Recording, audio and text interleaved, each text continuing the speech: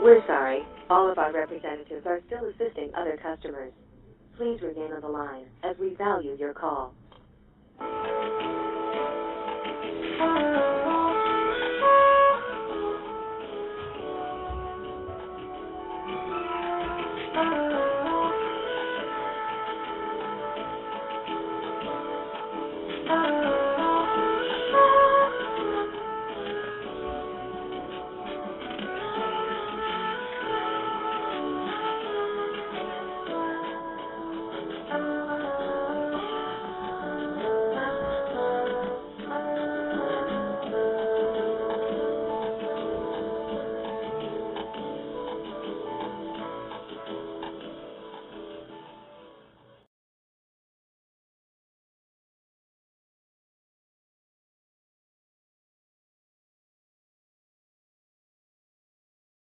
We're sorry. All of our representatives are still assisting other customers. Please remain on the line, as we value your call.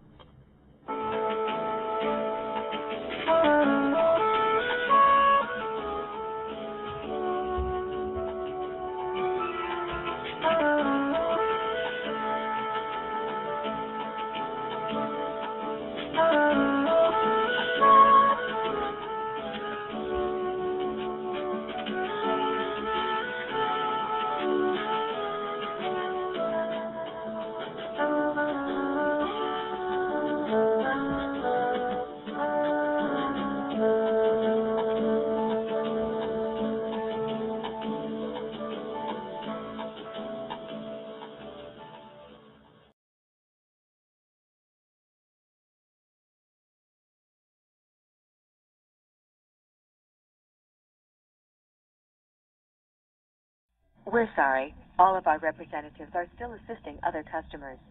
Please remain on the line, as we value your call.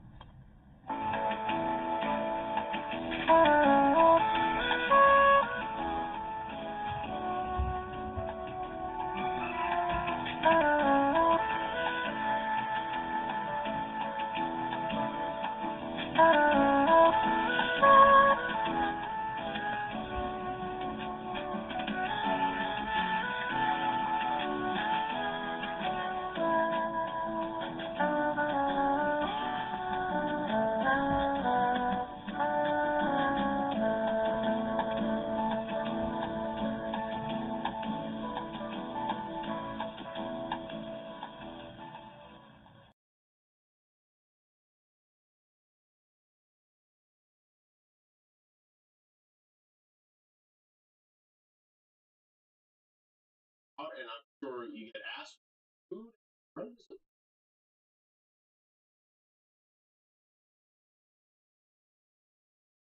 We're sorry. All of our representatives are still assisting other customers. Please remain on the line, as we value your call.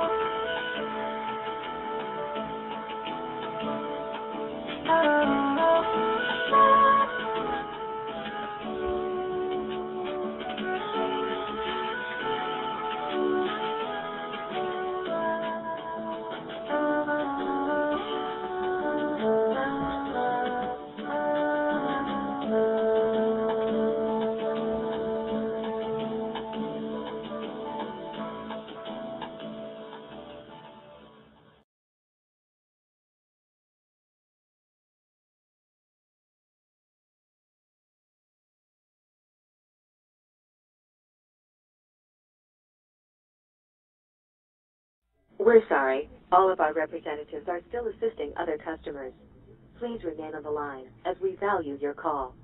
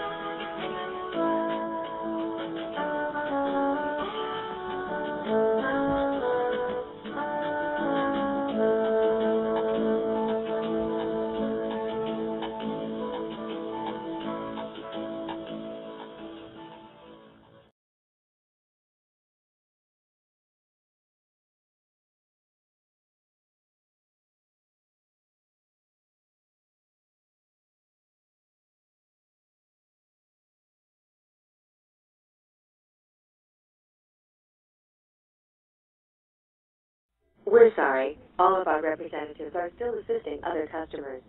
Please remain on the line as we value your call.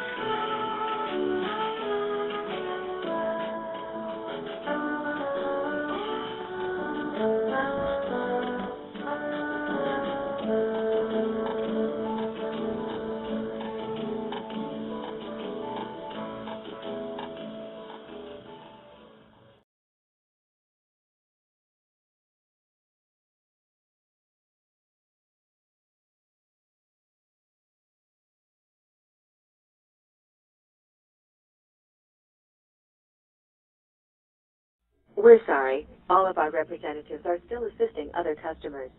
Please remain on the line as we value your call.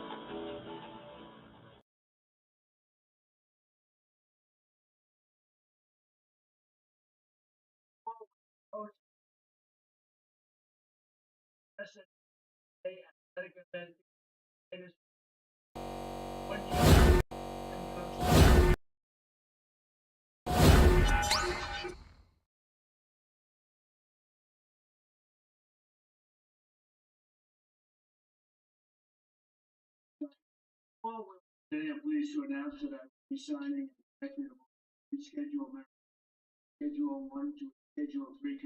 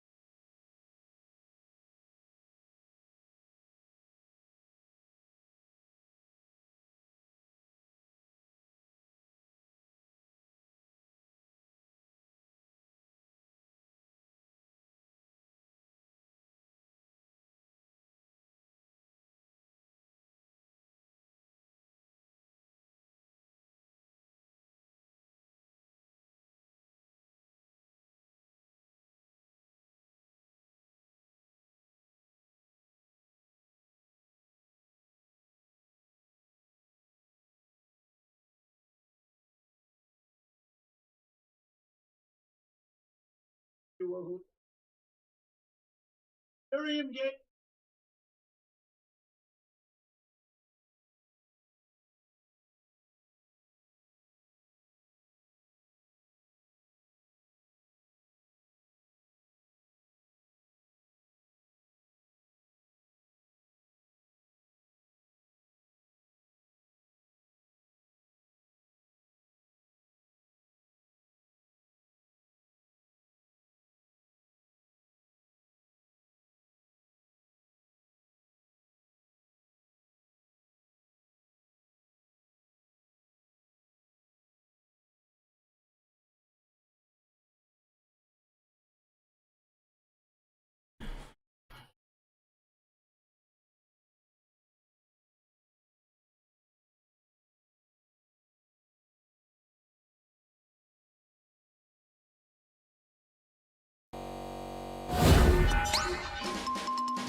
local neighborhood Walmart.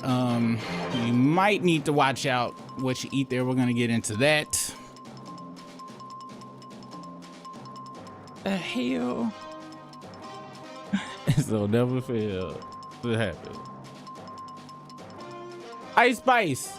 Did y'all know she voicing a new SpongeBob character in the new movie? Also, that's the dress she wore to the premiere. We'll talk about that. And Trump is he lying. And Epstein Files might come out. So we'll talk about that as well. On What's the Business with Super Rig. What's the business, y'all? It's your local neighborhood Super Rig off in this thing, and welcome to What's the Business with Super Rig, the show where we delve into the issues and topics that affect us millennials and zennials like myself on a daily basis. Make sure you hit that like, make sure you hit that subscribe, and make sure you hit that hype if you see this after it goes live. Yeah. So we're gonna get started with the national day of the day, okay? The national day of the day is currently hard candy and National Oatmeal Muffin Day. And what I know this is not showing the frozen. Boy, I swear, if it ain't one thing, it's another one off in this thing. Is that me? Yeah, that's me right there. All right. Today is National Hard Candy and Oatmeal Muffin Day. And I'm pretty sure that they made these holidays specifically for old people. Old people like ourselves. If you are a zennial, that means you were born in 77. Between 77 and 81.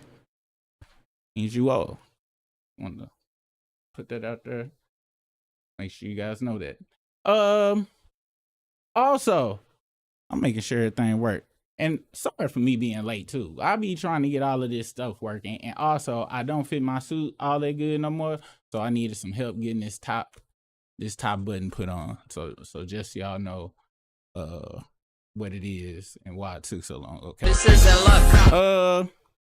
Our first thing we're gonna get into today is our first story is Ice Spice. Okay, now Ice Spice has started in a new movie with SpongeBob. Let's see, is it this picture? Yes. New movie with SpongeBob. It's called Search for Something. I don't remember, but you won't have to search for her draws because this is what she wore out to the event. All right, let's check this out and see what she had on. And this is a picture of her with the children, okay? She showed the children how you need to be dressing. Them draws, just so you know. That's all. See. This isn't luck. Eating fancy like no, this isn't chump. With my bestie like everything fun. I'm sorry, I didn't know it's gonna play that dumbass music. Who the hell be listening to Ice Spice? This y'all fault she able to do shit like this, okay? But the name of the movie is Search for SquarePants. As you saw, she was with the children who, you see how that child is dressed appropriately. You see that? Unfortunately, I got a feeling that after that child leaves that place, she's gonna go straight to Fashion Nova, straight to Amazon, and go get an outfit to match her person that she like to see. Maybe that's her mom's over there on the left side. We don't know if that's her mom, but it would be good if it was. Not only that, not my thought process about it is crazy, okay? It is crazy she got that on. But social media also chimed in. Some people said Shorty had her ass out at the SpongeBob premiere. And my buttons ain't working. All right, there we go. Shorty had her ass out at the SpongeBob premiere. B said this is a kid's movie, no? Why a see-through frock? What the fuck is a frock? And then third, I'm not one to call people's clothes inappropriate, but it's crazy for a kid's film. You're supposed to be in a romper and a killer heel. What is that? And I have to agree with that young lady. Look, you guys, I'm all for freedom of expression and things of that nature. I'm 100% for it. I don't think we need to shelter ourselves or people unless you walking out with ass out. Like, we didn't even see the back of that. I don't think we saw the back of that at all. But it seems very like it was thuggish. it seems thuggish. And to wear that in Bikini Bottom, damn, the name of the place is Bikini Bottom. Maybe we going too hard on her. Maybe she was just going with the theme of the day, because it is Bikini Bottom. All right. And maybe she wanted to look like a stripper mermaid. Maybe that's the case. Now, all of us are complaining about it. It is one person who is or used to work at Nickelodeon who I'm pretty sure has no issues with what she's wearing and hopes that little girl follows in her foot steps. And that's right. It's this nasty foot fuck right here. Y'all know nothing about Dan Schneider. Y'all need to do y'all Googles. And oddly enough, he decided to turn in a new movie poster for a movie he would like to work on for SpongeBob. And it's crazy. I hope there's no children in the room. If it's any children in the room, please have them cover that. Well, if I ain't tell y'all to do that for Ice Spice, I don't know why I'm telling y'all now. But yeah, he has a new movie called The Search for Groceries, in which Ice Spice is gonna play herself live action. It's gonna be crazy. It's gonna be wild. Hey, just pray for him. All right. Walmart. Walmart is my favorite place. I am from Arkansas. I love Walmart with my heart, my soul, and my spirit because I'm from Arkansas. I'm supposed to, right? But there are two stories that have been released about Walmart that have caused me to pause before getting in the car and still going to Walmart, because I don't give a damn. But y'all might check out these crazy stories right here. The first one, I believe it's about a razor blade and some bread. Razor blades and fishing hooks found in Walmart baked goods, and now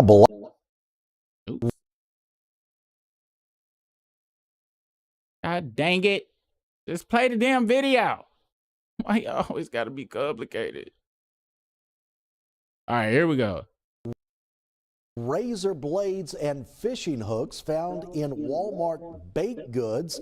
And now Biloxi police have arrested this woman, 33-year-old Camille Benson. At first glance, you might think this is a piece of moldy bread. Well, it's something worse, much worse. That's a razor blade shoved into a bread loaf sold at Walmart in Biloxi.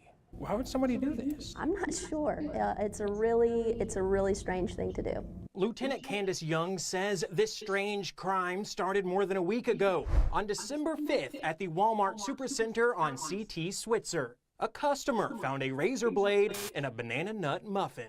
Store associates, combed through their merchandise. They couldn't find any other compromised items. Thought, hey, this is just an isolated event. And you were not contacted? And we were not contacted at that time. 2 days later, on the 7th, a customer at the neighborhood Walmart on Pass Road found a razor in a loaf of bread. But police were not called until the 5th. Oops. My bad. In a loaf of brioche bread. They did another sweep of their merchandise. Razor in a loaf of bread. But police were not called until the 15th, after yet another customer at the Supercenter found razor blades in a loaf of brioche bread. They did another sweep.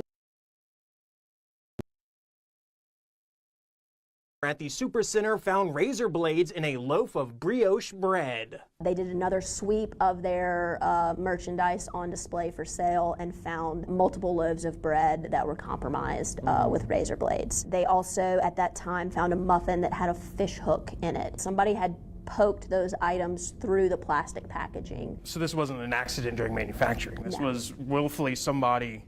Absolutely. They also combed through all of their merchandise in the back that's not displayed for sale and found nothing that was compromised. Miraculously, there have been no reports of injuries. Well, I say goddamn. It's very scary. Okay. Just imagine finding a razor blade in your loaf of bread. Because I be tripping when I get hair and stuff. Even in my own house, I be tripping. If I see a hair, razor blade is last level. But I must say that if you look at the suspect, very closely, you can tell that she pretty sure did it, because she chops up some type of drug substance. Now, her face ain't giving she can afford cocaine. So I'm not sure she's chopping up BC and snorting it. It's got to be BC, and so that's what it is. She is chopping up BC and snorting it. That's what it is. For those that don't know, BC come in a blue and white pack, and it is what elderly people take to make headaches go away. I'm not sure if they still sell the BC, but she is giving that she snorts the BC. Now, you may think, oh, it's just the bread that we need to be worried about in Walmart, which, saying it out loud, that's reason enough. That's reason enough not to go. But it gets worse. Next story is they're finding Mickey Mouses in the Walmarts. Let's get into it. Food and rats are words most people do not want to hear in the same breath. A customer. I don't know what the hell is going on with this damn sound, y'all. Oh, yes, I do. I'm supposed to be wearing headphones, but I'm not. So y'all just gonna have to deal with it. I'm sorry. Food and rats are words most people do not want to hear in the same breath. A customer sent KPRC2 News cell phone video recorded inside a local Walmart in Humble. What the video appears to show is shoppers talking and questioning what's being sold in the produce aisle. KPRC2 News reporter Devin Clark is live near that Walmart with more on this story. Devin. Keith, you know, when you go shopping for produce, you're not really looking for any surprises, especially not the kind that crawls around. But take a look for yourself. We want to warn the viewers out there what you're about to see may be disturbing. Oh my God. Really? Wow. This video shows what appear to be at least 2 rats on top of cucumbers along the fresh produce wall at the Walmart on North Sam Houston Parkway East. Look closely and you can see them moving beneath the shelf where the vegetables are stocked, right under a sign that reads, Manager's Special. I had a cucumber last week. Was it from Walmart? Yeah. From this Walmart? Yes. The customer who recorded the video wasn't available to speak today, but tells KPRC2 News they were disgusted and immediately went to speak with store management. Brooklyn Bates, whose family owns a food truck in the area, is glad they did. I go shopping there. She says seeing the video made her think twice about going back. That really just, it shocked me. Being clean is the #1 priority. Her mother, who asked not to be identified, says it's the Walmart their family uses because it's close to home. We bought apples and other vegetables and fruit. Now this small business owner has some strong advice for the popular mega store chain. You need better pest control because this shouldn't ever occur. Cell phone video from the store today shows some produce shelves cleared out while other sections remained stocked. In a statement, a Walmart spokesperson tells KPRC2 News customer health and safety is a top priority, saying potentially impacted products. It did inspect this store after receiving that video and 4 complaints. It says it found a dead rat on a glue pad behind a cooler, but all of the affected products had been removed and sanitized. We want to mention that this store did get an overall score of 96, but it also got a citation. We understand there's another inspection scheduled before Christmas. We are live in Humble. Devin Clark, KPRC2 News. Now, I was writing down some notes because now that first story, it was in Biloxi, Mississippi. So you shouldn't be in Biloxi, Mississippi at all, like in general. So I be honest, kind of your fault if you got one of them loaves of bread if you was in Biloxi. I'm just saying. Now the Humble one, that's different. That is actually right outside of Houston, and I was kind of surprised. But what really surprised me was if we go back to this part of the interview, okay, when this young lady came to get her 2 minutes of fame, she was like, "Yo, this shit crazy, blah blah blah blah blah. I can't believe it, da da da da." They went to go speak to the mother, though. Now, if we go look at the mother, I need y'all to look real close here. Thought I showed y'all the young lady. This is the young lady. She wanted to get her, you know, her fame or whatever. They go to speak to the mother though. The mother says she didn't want to show up on camera. And at first I was like, well, if your daughter go up there and show her why you, but you gotta look. I need y'all to look at them knuckles. Look at them knuckles. Them don't look like School Days, Gina from Martin yellow knuckles, do they? They don't. As further inspection, if you look over here in the right, in that corner, it looks like to be the arm of caucusness. And we got to be real here, you guys. That woman can't go back to her job knowing she went to the hood Walmart. That's her regular Walmart she goes to. Because don't get it twisted. There's always the good Walmart in most cities and then the hood Walmart in most cities, okay? And that woman was like, not me, not today. Also, did she adopt that child or what? Because this arm and these knuckles right here, these knuckles, they don't match this young lady right here. Now, if I'd have made a mistake and they didn't, that's not the person who they said is the actual daughter of that woman, I'm too deep into the joke to correct myself. So y'all, speak amongst yourselves in the comments about that, and we'll move on from there. Now, while I was trying to get everything together, I was supposed to have these stories in order, but I didn't have enough time. I don't know what's about to pop up next, but we about to see right now, okay?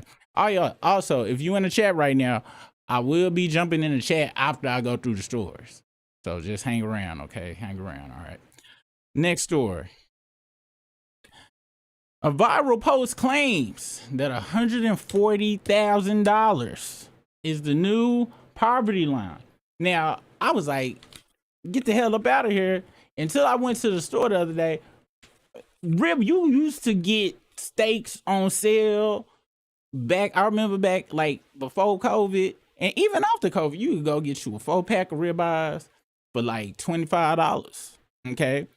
You go to Outback Steakhouse, or if you really got it like that, you go to the Capitol and Capitol Grill or something like that, you spending 40 plus for a ribeye or something, right? Some places 100, but you know you can save some money by getting it at the crib.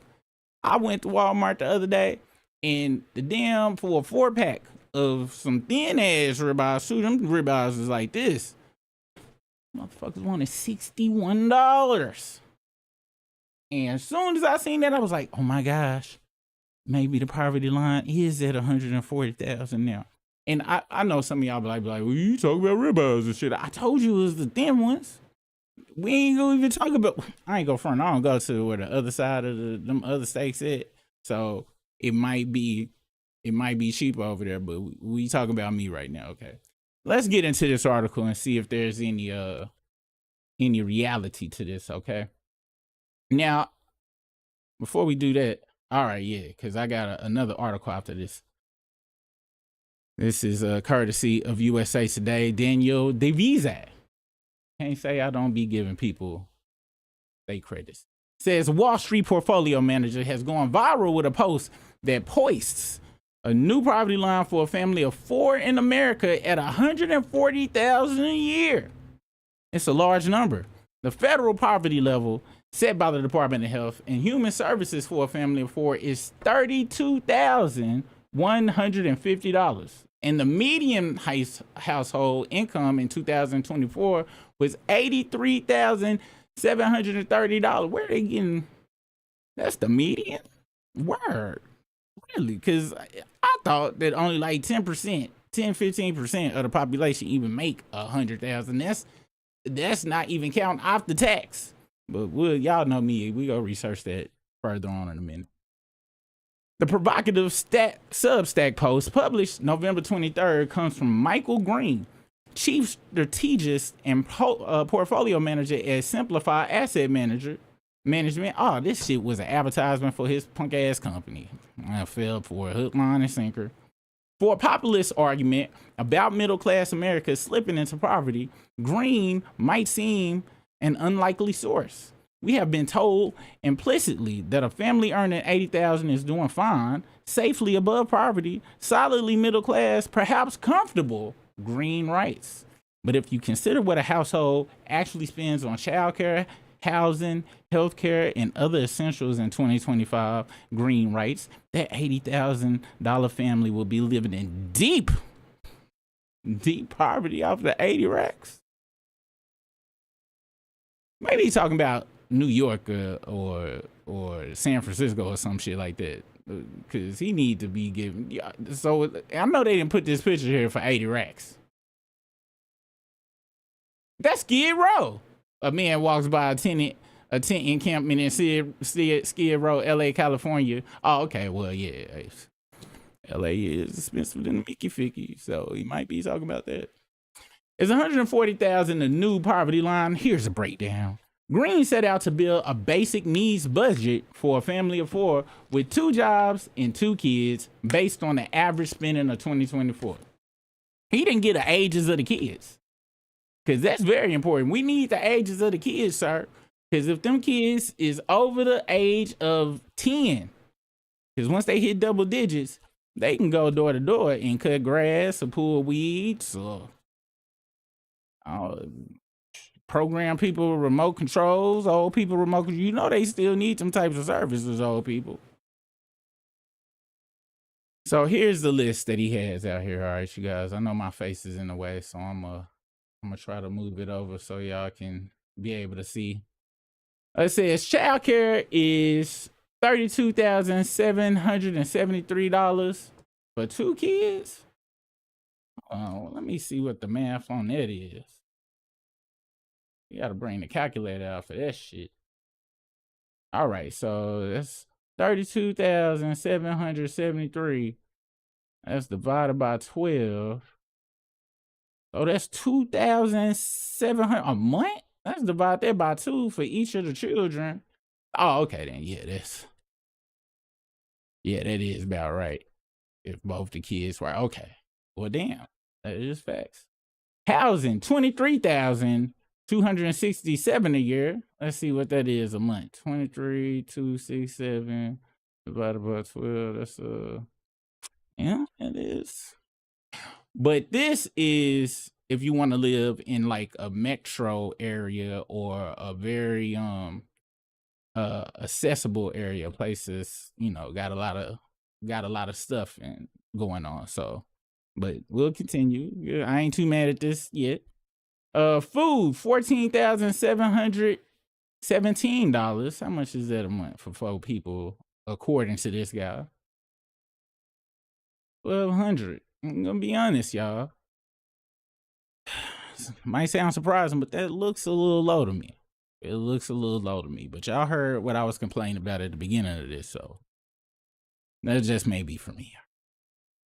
Transportation, $14,828. What's that? Let's see, 14,828 times 12 is, who the fuck spending $1,200 a month?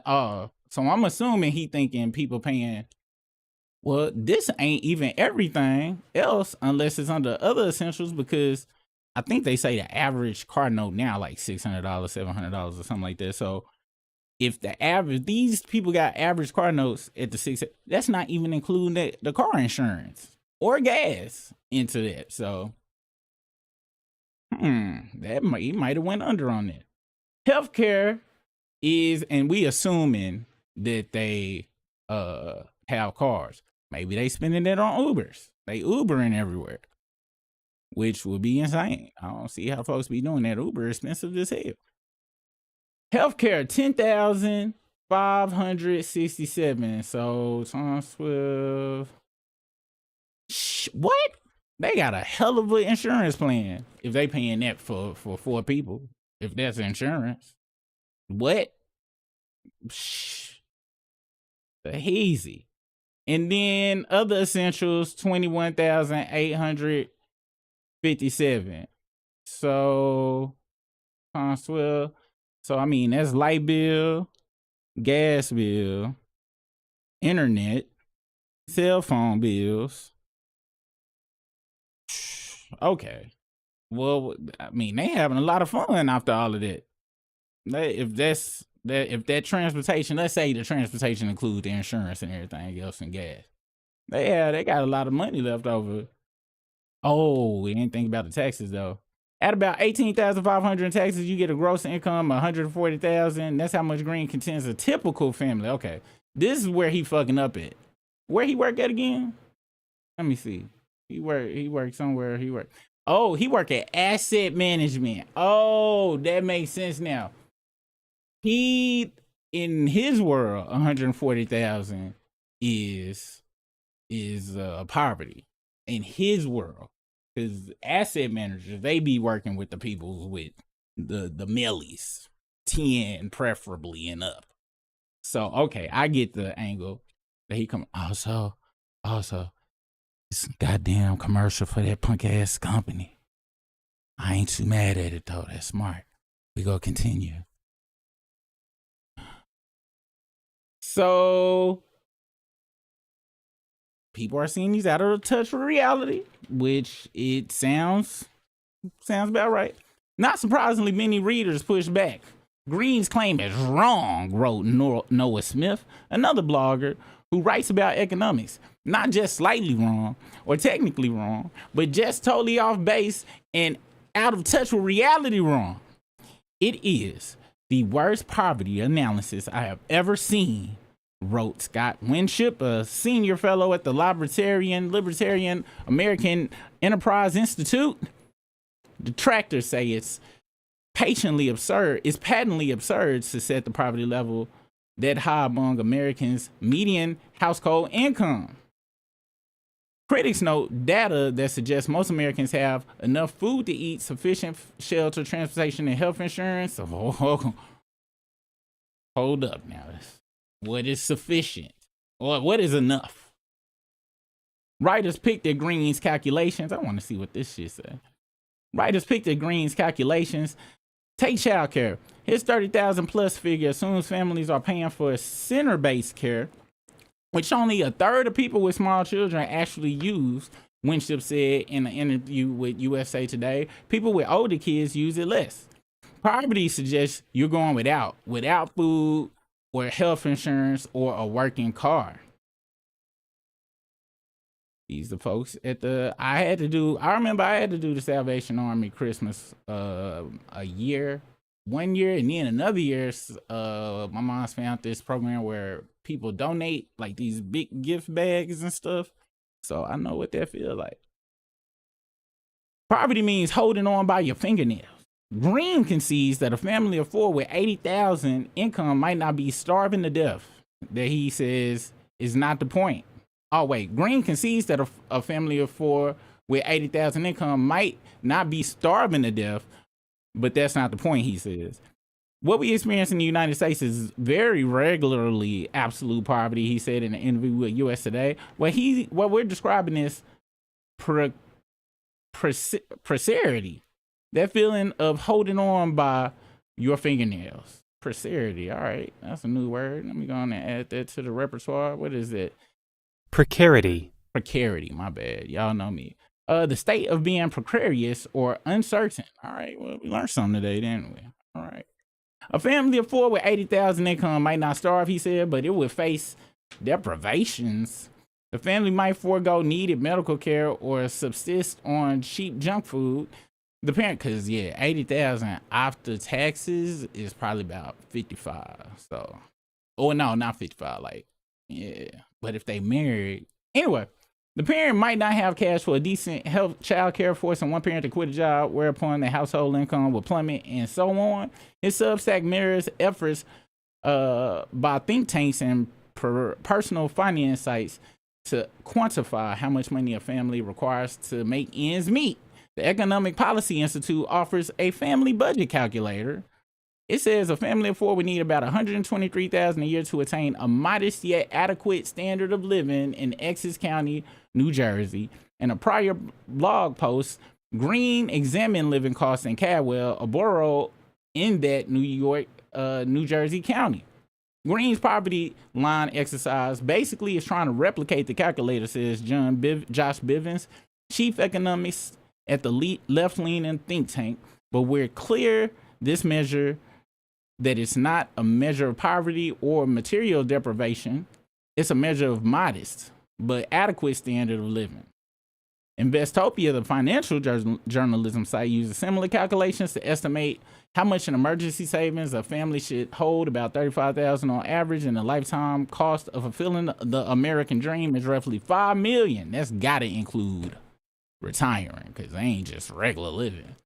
And that means retiring and living the same top of the line shit. Green is not in paying for both your kids' college and having a summer home somewhere. $5 million. Green is not wrong in the fact that the standards for setting the poverty level are outdated and haven't taken into account the explosion of inflation across the needs that households face, said Caleb Silver, editor-in-chief of Investopia.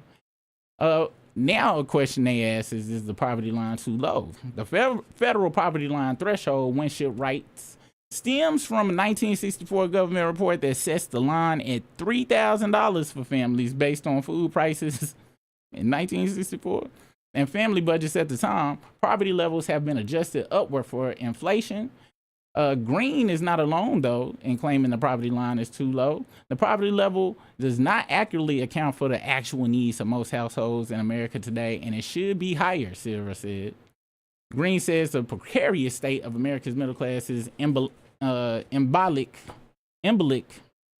of widening income disparities and the increasing concentration of American wealth.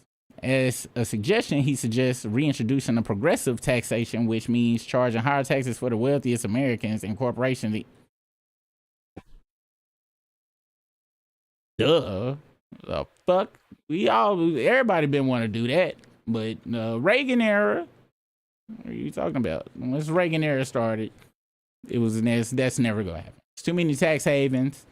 Bermuda, the Netherlands, offshore accounts in other places, Delaware, they not go. Shell companies, it's not gonna happen. That's how it should happen. Matter of fact, if the wealthy corporations in the top 1%, just the 1%, not even top 5%, they paid their fair share, we be in a different situation. All right.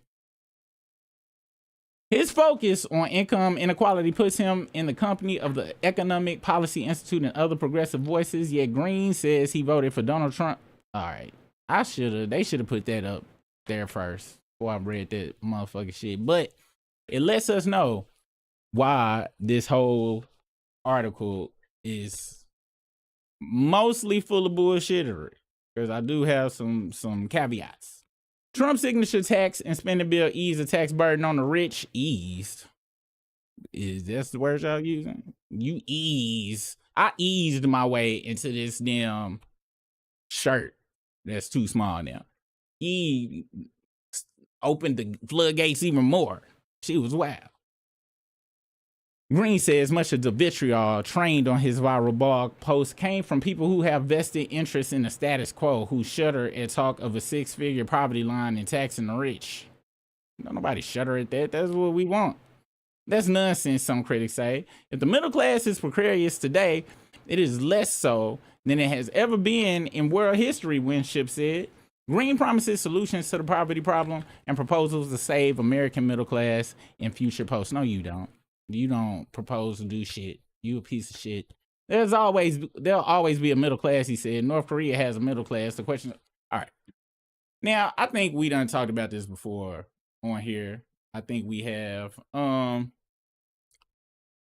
There is no such thing as a middle class. All we have are asset holders in the ruling class.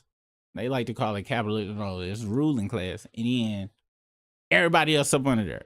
If you have to clock in, I don't care if you on salary. If you got a salary, you got to go to work to maintain. If you use all your PTO and then need to take off for 6 months and your income comes from a place where you get a W-2, you are working class.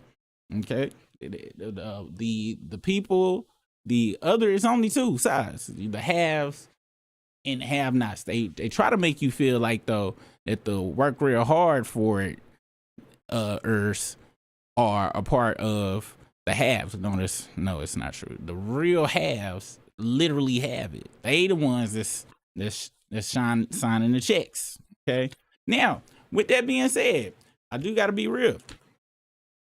Sadly, the way inflation has increased so fast, and not just the regular baked in inflation. Okay.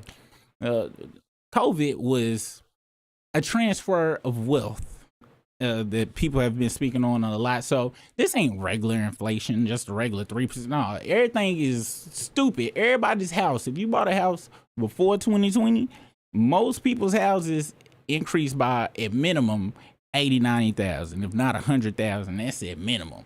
House prices like went stupid, damn near doubled. Food prices and everything else increased as well, because guess what? The companies was like, oh, we lost so much money. We lost so much money during the COVID, so we got to catch up. No, you ain't have to catch up on that. The new price is high. Who the hell go bring the price down lower? I've got people paying it. So now we all paying all this extra money and stuff. So with that being said, sadly, the new poverty number probably is gonna be around it by the end of the 4 years for just a regular person. The numbers he spouted out, as well as childcare and stuff, there is so many variables that weren't mentioned, as one of the people said in the article. You got people that use Nana for childcare, or sisters or brothers or aunts, or they got friends or family and stuff, so everybody ain't spending that because they can't afford to. Not because now a lot of people don't trust the daycares too, but that's a whole nother subject. But people making it on much less. But it is sad to where if you do make around that amount, you do feel a crunch going on and shit. And you do wonder, if I feel a crunch, what is the median line people feeling? Seriously. So let me know how y'all feel about this stuff. I was gonna go into the damn calculator that they had and everything, this monthly food calculator, but you know, I don't feel like it right now. All right, and we in a time crunch, so we gonna skip on that. Speaking of everybody being poor now and time crunches and stuff, businesses or corporations they say they feeling the crunch, and they know everybody else feeling the crunch, so they don't want us working class people to be able to go and buy some nice jeans and a nice shirt to go to the company Christmas dinners and take that shit right back the next day without them getting a little cut of it. Because Macy's will charge you for returning unwanted gifts this Christmas. And it's a full list of other retailers that are charging for returns. Right in the thick of the holiday shopping season, major retailers are cracking down on returns. Macy's, TJ Maxx, among others, are starting to incorporate the hell is going on my shit? Starting to incorporate fees into their policies to the charging of shoppers who want those returns, who want to return those unwanted holiday gifts. This means that your unwanted gift may actually cost you more to give back than to keep. Here's a full list of those retailers that are imposing these fees, how much it costs to return a gift at each retailer, and what you can do to avoid them. That's the important shit we really want to know. Okay. So it says, while some retailers will waive these fees if you drop off your returns in person or if you're a rewards member, the majority of retailers have some type of policy where there is a fee for returns. 3/4 of all national retailers impose some type of return fee according to the National Retail Federation. All right, I'm about to watch this list, okay? It's one place I bet not see on this goddamn list. It's one place. It's actually two, but it's really one. I wonder if we all are thinking the same thing. Number one on the list is Best Buy. They want $45 for a return. Marshalls, they want $11.99. TJ Maxx, They want $11.99, and that makes sense because people go just to say they got you something. They go get you something at the cheap at the Marshalls, the TJ Maxx. They get you the polo shirt.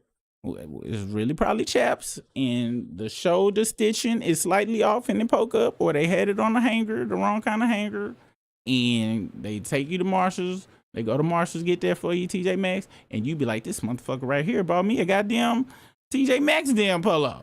I'm taking this shit back. I'm glad you put the receipt in there.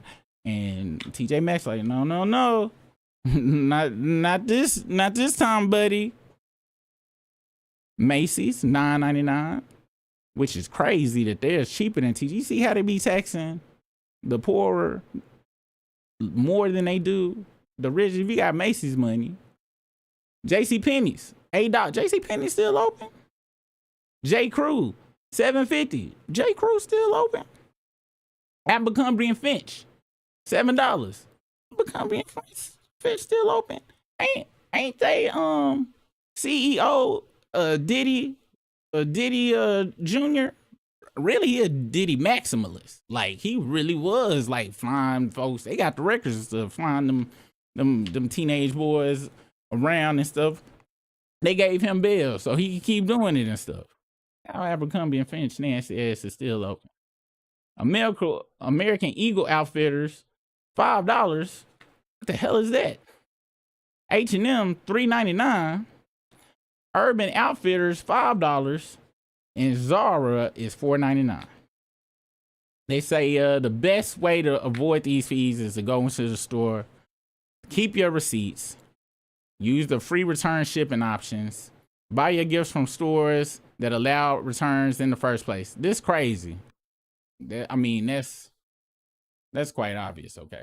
It was only one place I was looking for in this thing, because y'all know I don't read these before I start doing the show. And that was Amazon. And the second place was Walmart. If Amazon asses had to start charging, I would have sit here and talked about how I want to cancel my prom. But I wouldn't do it though. I'm gonna be honest. Can we talk for a second? We'll go over here real quick. Look, you guys. On this channel, I do talk about consumerism. I'm very anti major corporations, i.e. OPC and RoboCop. Is it OPC? Anyway, I am very anti that. I want y'all to always be very cautious and be very aware of the system that we are in, this capitalistic system, late stage capitalistic system that we in right now. For sure. All right. We need to be fighting the powers. Okay. With that being said, I'm an 80s baby. I was raised off of Transformers, Mr. T cereal, and cartoons that we thought were just entertainment, but were nothing but 30-minute commercials. I'm already programmed. It's too late for me. All right. It's too late for me.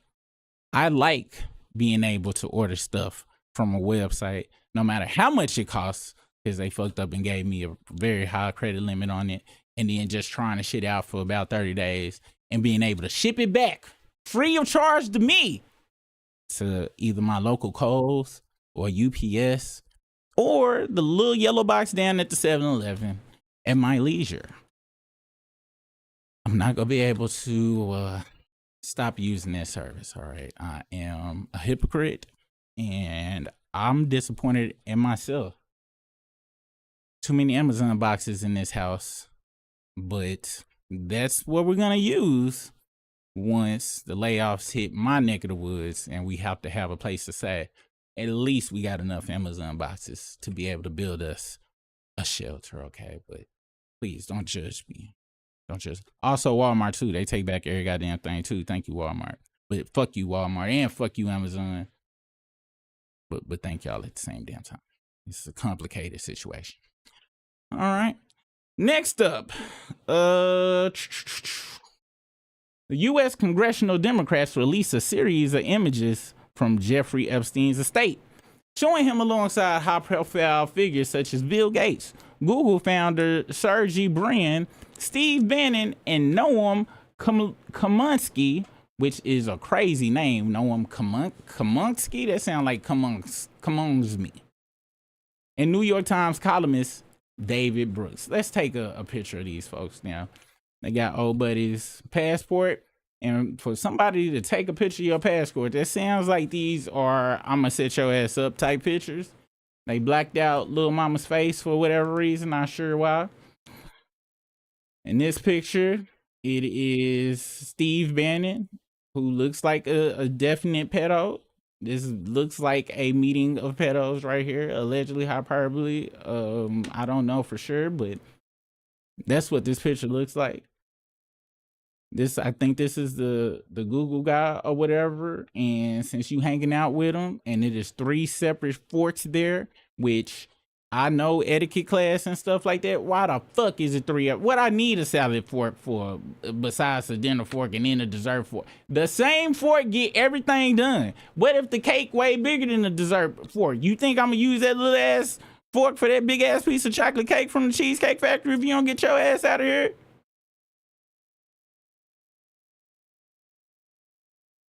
Some more pedo looking people. As we see, they sitting on the leopard print chair right there, which is, if you've watched the 2011, 2010 YouTube Illuminati videos, leopard print means training.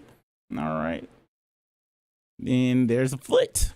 There's a foot here. It says she was LO, plain low, in the morning, standing 4 feet 10 in one sock.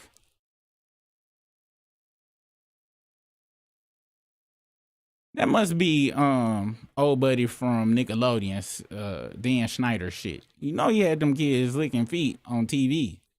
And everybody face too. That wasn't my generation though. I grew up on Rugrats. Then it is 2 other very pedo looking people. They are actually in the plane, so I can't, allege hyperbole. Well, no, the one on the right we know. Also, don't trust people who don't give a fuck about which way they watch face. Okay, if it face sideways, they live a very reckless and evil life. Just want you to know that. I think this is a text that was found. I don't know. Try to send someone else. I have a friend, Scout. She sent me some girls today, but she asked $1,000 per girl. I will send you girls now. Maybe someone would be good for Jay. Name, height, measurements, blah, blah, blah. Shigan, Department City, Russia. So this seems like some international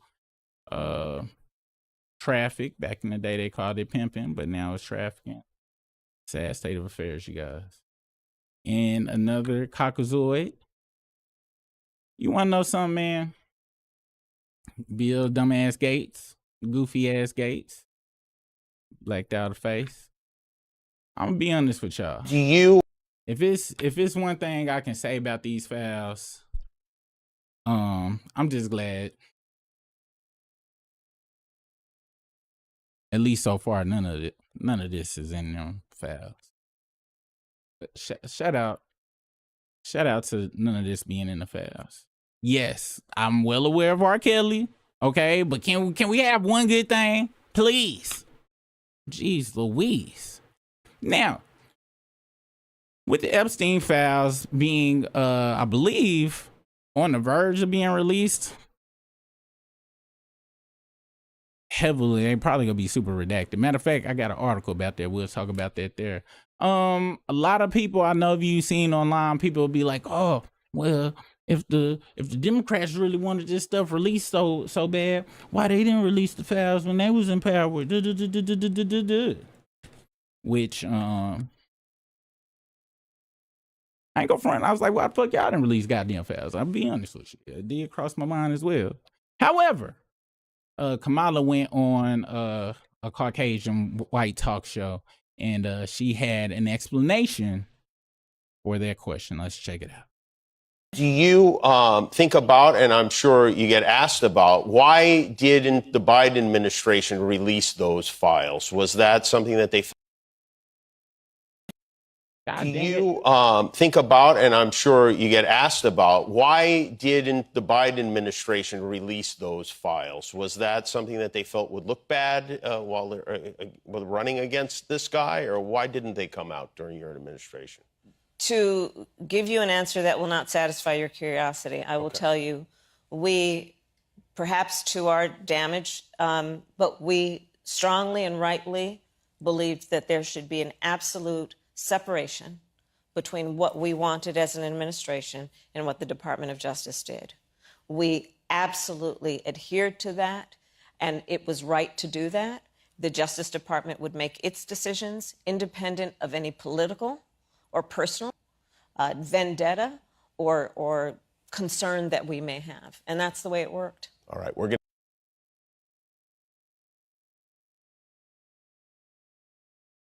to... Sounds good. I'm gonna be honest. That was a very good, well thought out answer that if you type in the ChatGPT, how should I answer why we didn't release files that probably has most of our people in it as well in it when we had a chance to release them. Please give me a politically correct that makes me sound like I'm better. We were the better people answer. I gotta be that's what that was. It was really good.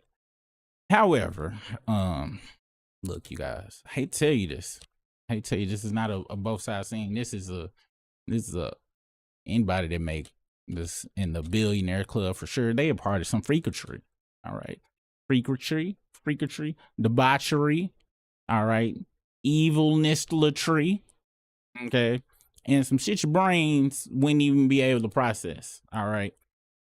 They tell us in all the movies. Y'all seen Eyes Wide Shut? Maybe, possibly. Y'all seen the what's the name of that movie that came on Netflix? The game where the people was in debt and they was running from that Chinese cat looking thing and was getting shot in the face. Them games be real. They not playing when they show y'all that stuff. I'm dead serious, okay? Sadly, that's just how the upper crust, that's how they roll. The piece of gay shit, the documentaries about the child rings that they have around the world, networking through the royal families and the governments and all of that stuff. Honestly, I'm be honest. I'm be very real with y'all. I honestly don't think the U.S. population's brain, with it being so programmed, other countries might be the same. I don't think that the general person who was not in 2007, between 2007 and 2010, watching Illuminati, watch out for going over people with checkerboard floors in their house videos. I don't think their brain will be able to handle that. Every person that they've ever thought was a good person in the government or out for the right cause is a part of all of the fucketry. I really look at how niggas can barely handle Diddy. Barely want to believe the shit that's been told for ages and ages and ages.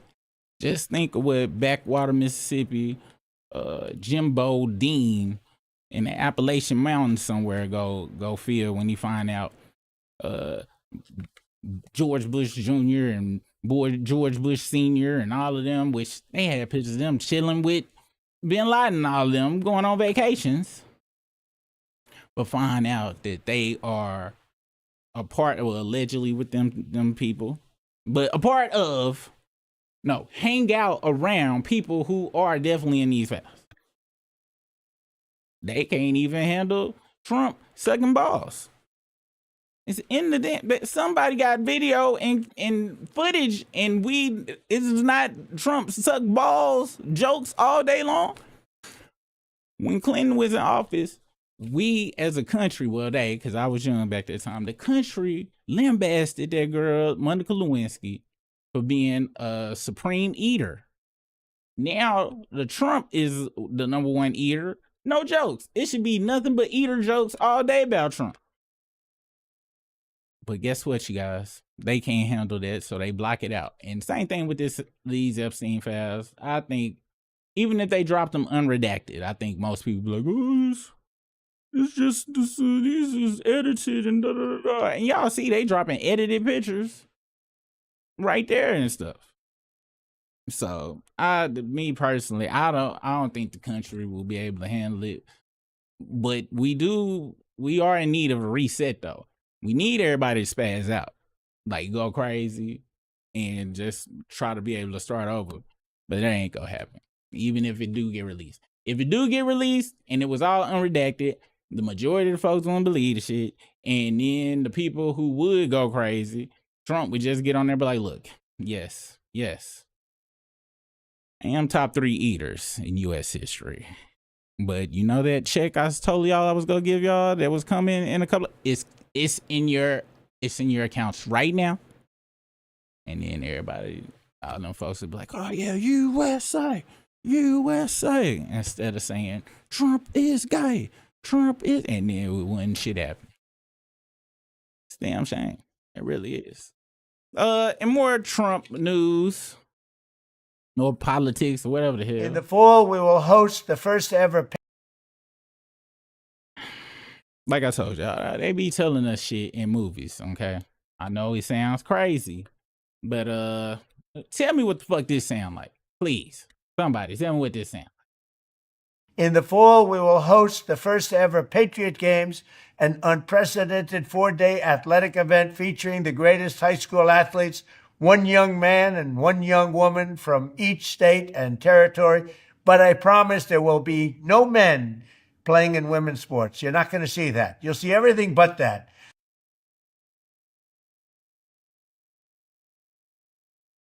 That's right. The Hunger Games. They introducing the goddamn Hunger Games in this bitch. But to hurry up and make you not associate what he telling you about the setup, because this first one ain't gonna be, you know, for the fighting for, it ain't gonna be Indiana going against Ohio, you know, for food and resources and stuff for they state or not yet. But they introducing this as a regular, because I believe they said this shit is the first annual type of thing. He ended with, oh, but it ain't gonna be no dudes being girls in here. But just so y'all know, later down the line, y'all will be fighting for resources in the future. Just want to let y'all know. But it ain't gonna be no dudes fighting a woman in it, bitch. People just let that shit fly. It's crazy. Next thing we need to be careful for from a mindfuckery point of view is him steadily trying to ease everybody into being okay with the damn third term. I pray and hope that's the next damn slide. Please let it be. Today I'm pleased to announce that I will be signing. God damn it, it ain't the goddamn slide. Okay, well, it's way in the back and shit. In the fall, we will host. But just know they doing the shit, okay? They doing the shit. We gonna move on to the marijuana part. The show is still a work in progress. Thank you guys for suffering. Today I'm pleased to announce that I will. He did announce the other day that he signed an exclusive order to reclassify marijuana as a less dangerous drug, less here to bullshittery, as he struggles, like myself, to read some shit that's right in front of his face. We'll be signing an executive order to reschedule marijuana from a Schedule 1 to a Schedule 3 controlled substance with legitimate medical uses. We have people begging for me to do this, people that are in great pain. For decades, this action has been requested by American patients suffering from extreme pain, incurable diseases, aggressive cancers, seizure disorders, neurological problems, and more, including numerous veterans with service-related injuries and older Americans who live with chronic medical problems that severely degrade their quality of life. And sometimes it's good to watch people like that and stuff, because I realized I was hunched over like him and shit. I had to straighten up my posture and shit. It was like, oh my gosh, be like that motherfucker. Now, when it comes to this whole situation about the medical marijuana and things of that nature, it sounds like a win at first, but a lot of people are actually smoking weed or running small weed legal businesses. For a lot of them, it could end up being a big L. Moving marijuana from Schedule 1 to Schedule 3 isn't legalization, it's a system update. And system updates usually help corporations way more than it helps regular people. I don't know if y'all knew this about or not, but it was a guy, I think he was in Congress or whatever. Y'all can Google it. I should be doing the factual stuff, but I'm trying to move the show along. But he voted against legalization of marijuana a whole for like a decades or two.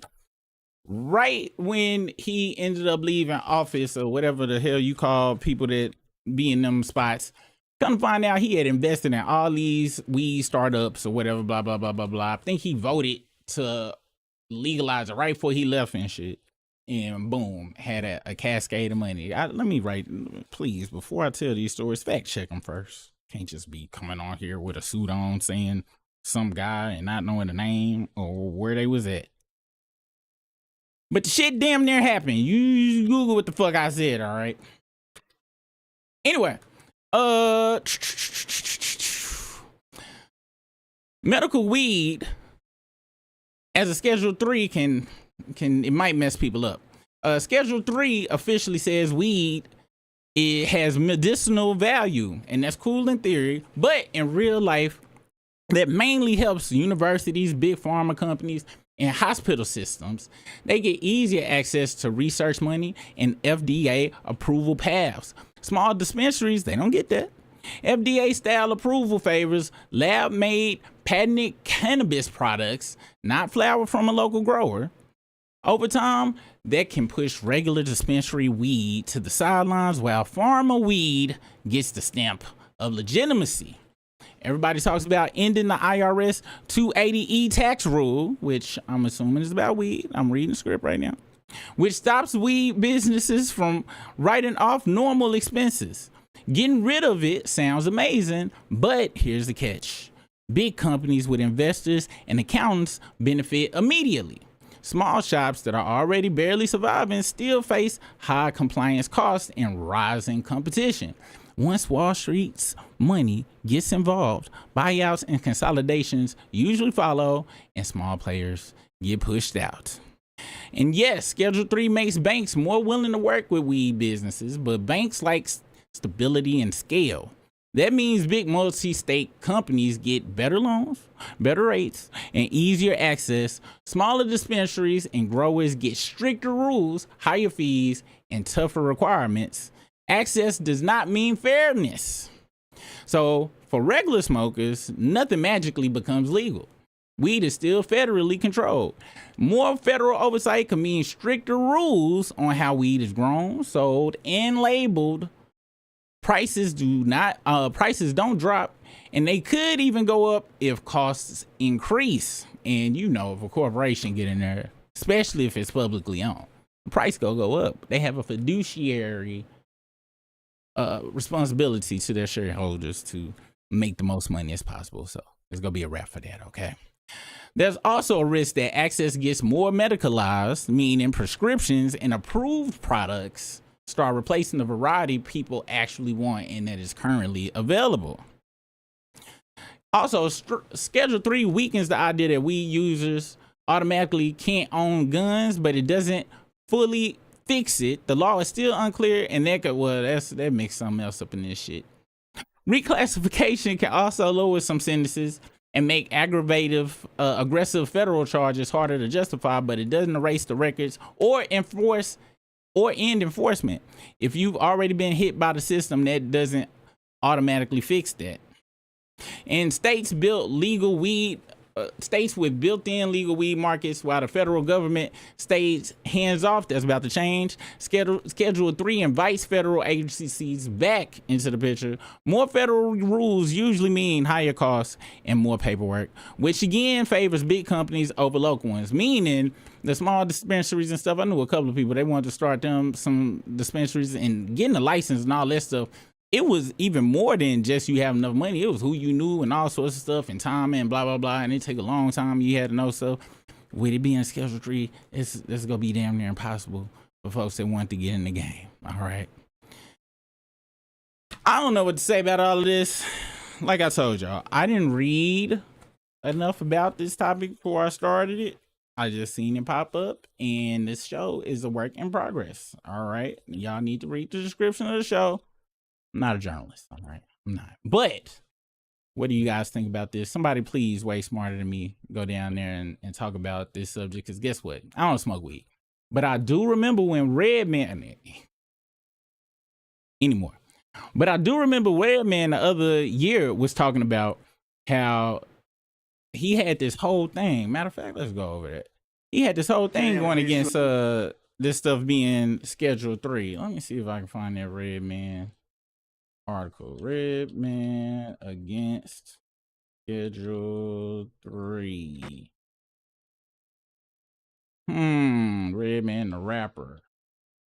Because he was going on podcasts and stuff. Is this it right here? I think this is it right here.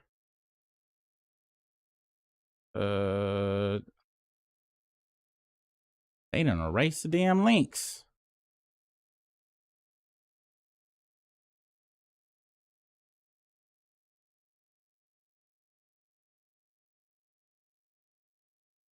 Oh, okay. Okay, so this is what he said. This is what Redman said, all right. Redman said he wasn't against the rescheduling, but he says it's inefficient, and he advocated for the complete descheduling of cannabis from the federal list through his work with the National Cannabis Party. So yeah, he don't want any more federal hands on it, which it really shouldn't be any federal hands on it at all, but it is what it is. Y'all let me know what y'all think about that in the comments. Oh yeah, speaking of that, in weed effects, it appears that maybe he had hit a J before he signed that paperwork. Institutions can participate in research, not just elite academic medical centers. Number two, it'll give patients and researchers access to highly refined, reliable sources of cannabis rather than relying on one or two sources around the country. And last but not least, it'll let us do the sorts of large-scale randomized controlled trials that we do in oncology and cardiology, not dozens of patients. I'm just joking, y'all. That motherfucker old and health is declining. It was not no weed. That was a brain that is going out of order right in front of our eyes. We need to start calling him Sleepy T. I don't like the Sleepy Joe. Joe Biden ass was weekend and burnings around this motherfucker as well. It is what it is. Also, it's crazy. All these goddamn doctors around him, or at least people in lab coats,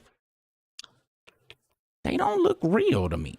They look like these people got the last doctor outfits from Party City. Is what it looked like to me. Y'all let me know. Y'all let me know. Next up, confirmed with sources close to the situation. TikTok has officially TikTok officially signs Donald Trump's back deal, selling off its U.S. entity to a group of American investors. Let's check out this bullshit. Confirmed with sources close to the situation that TikTok has signed the agreements with its investors regarding a new TikTok U.S. joint venture. We've obtained a memo sent from Shou Chew, the CEO of TikTok, to employees with an update on the U.S. business, in which he confirms the closing date of January 22nd, 2026. This is the date from that Trump had set as the final deadline. He notes that they have signed the agreement, and he notes that the U.S. joint venture will be half held, 50% held by a consortium of new investors, including Oracle, Silver Lake, and MGX, with 15% each. 30.1% held by affiliates of certain existing investors of ByteDance, and 19.9% retained by ByteDance. So in this, they go on to talk about how the U.S. joint venture will oversee data protection, algorithm security, content moderation, and also software assurance. Again, these comments written by Shou Chew in a letter to his employees, which CNBC has obtained. We're going to send it back to you, Melissa. I'm sorry, Julia, if you had outlined this, but the 50% that is owned outside, Oracle is the largest holder of that 50%, and who are the remaining Silver parties? Lake and MGX, along with Oracle, will hold 15% each, and then 30.1% will be held by certain existing investors. And then what's really essential here, Melissa, because this is what's been holding up this deal, is that 19.9% will be retained by ByteDance. And that's the essential piece here, is pushing the U.S. ownership over 50% and ByteDance's ownership down to that under 20%. Now, I don't know if y'all are familiar with who owns Oracle, okay? But the owner's name is Peter.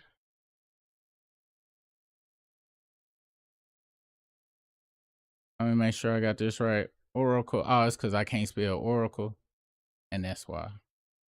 That's why it didn't pop up right.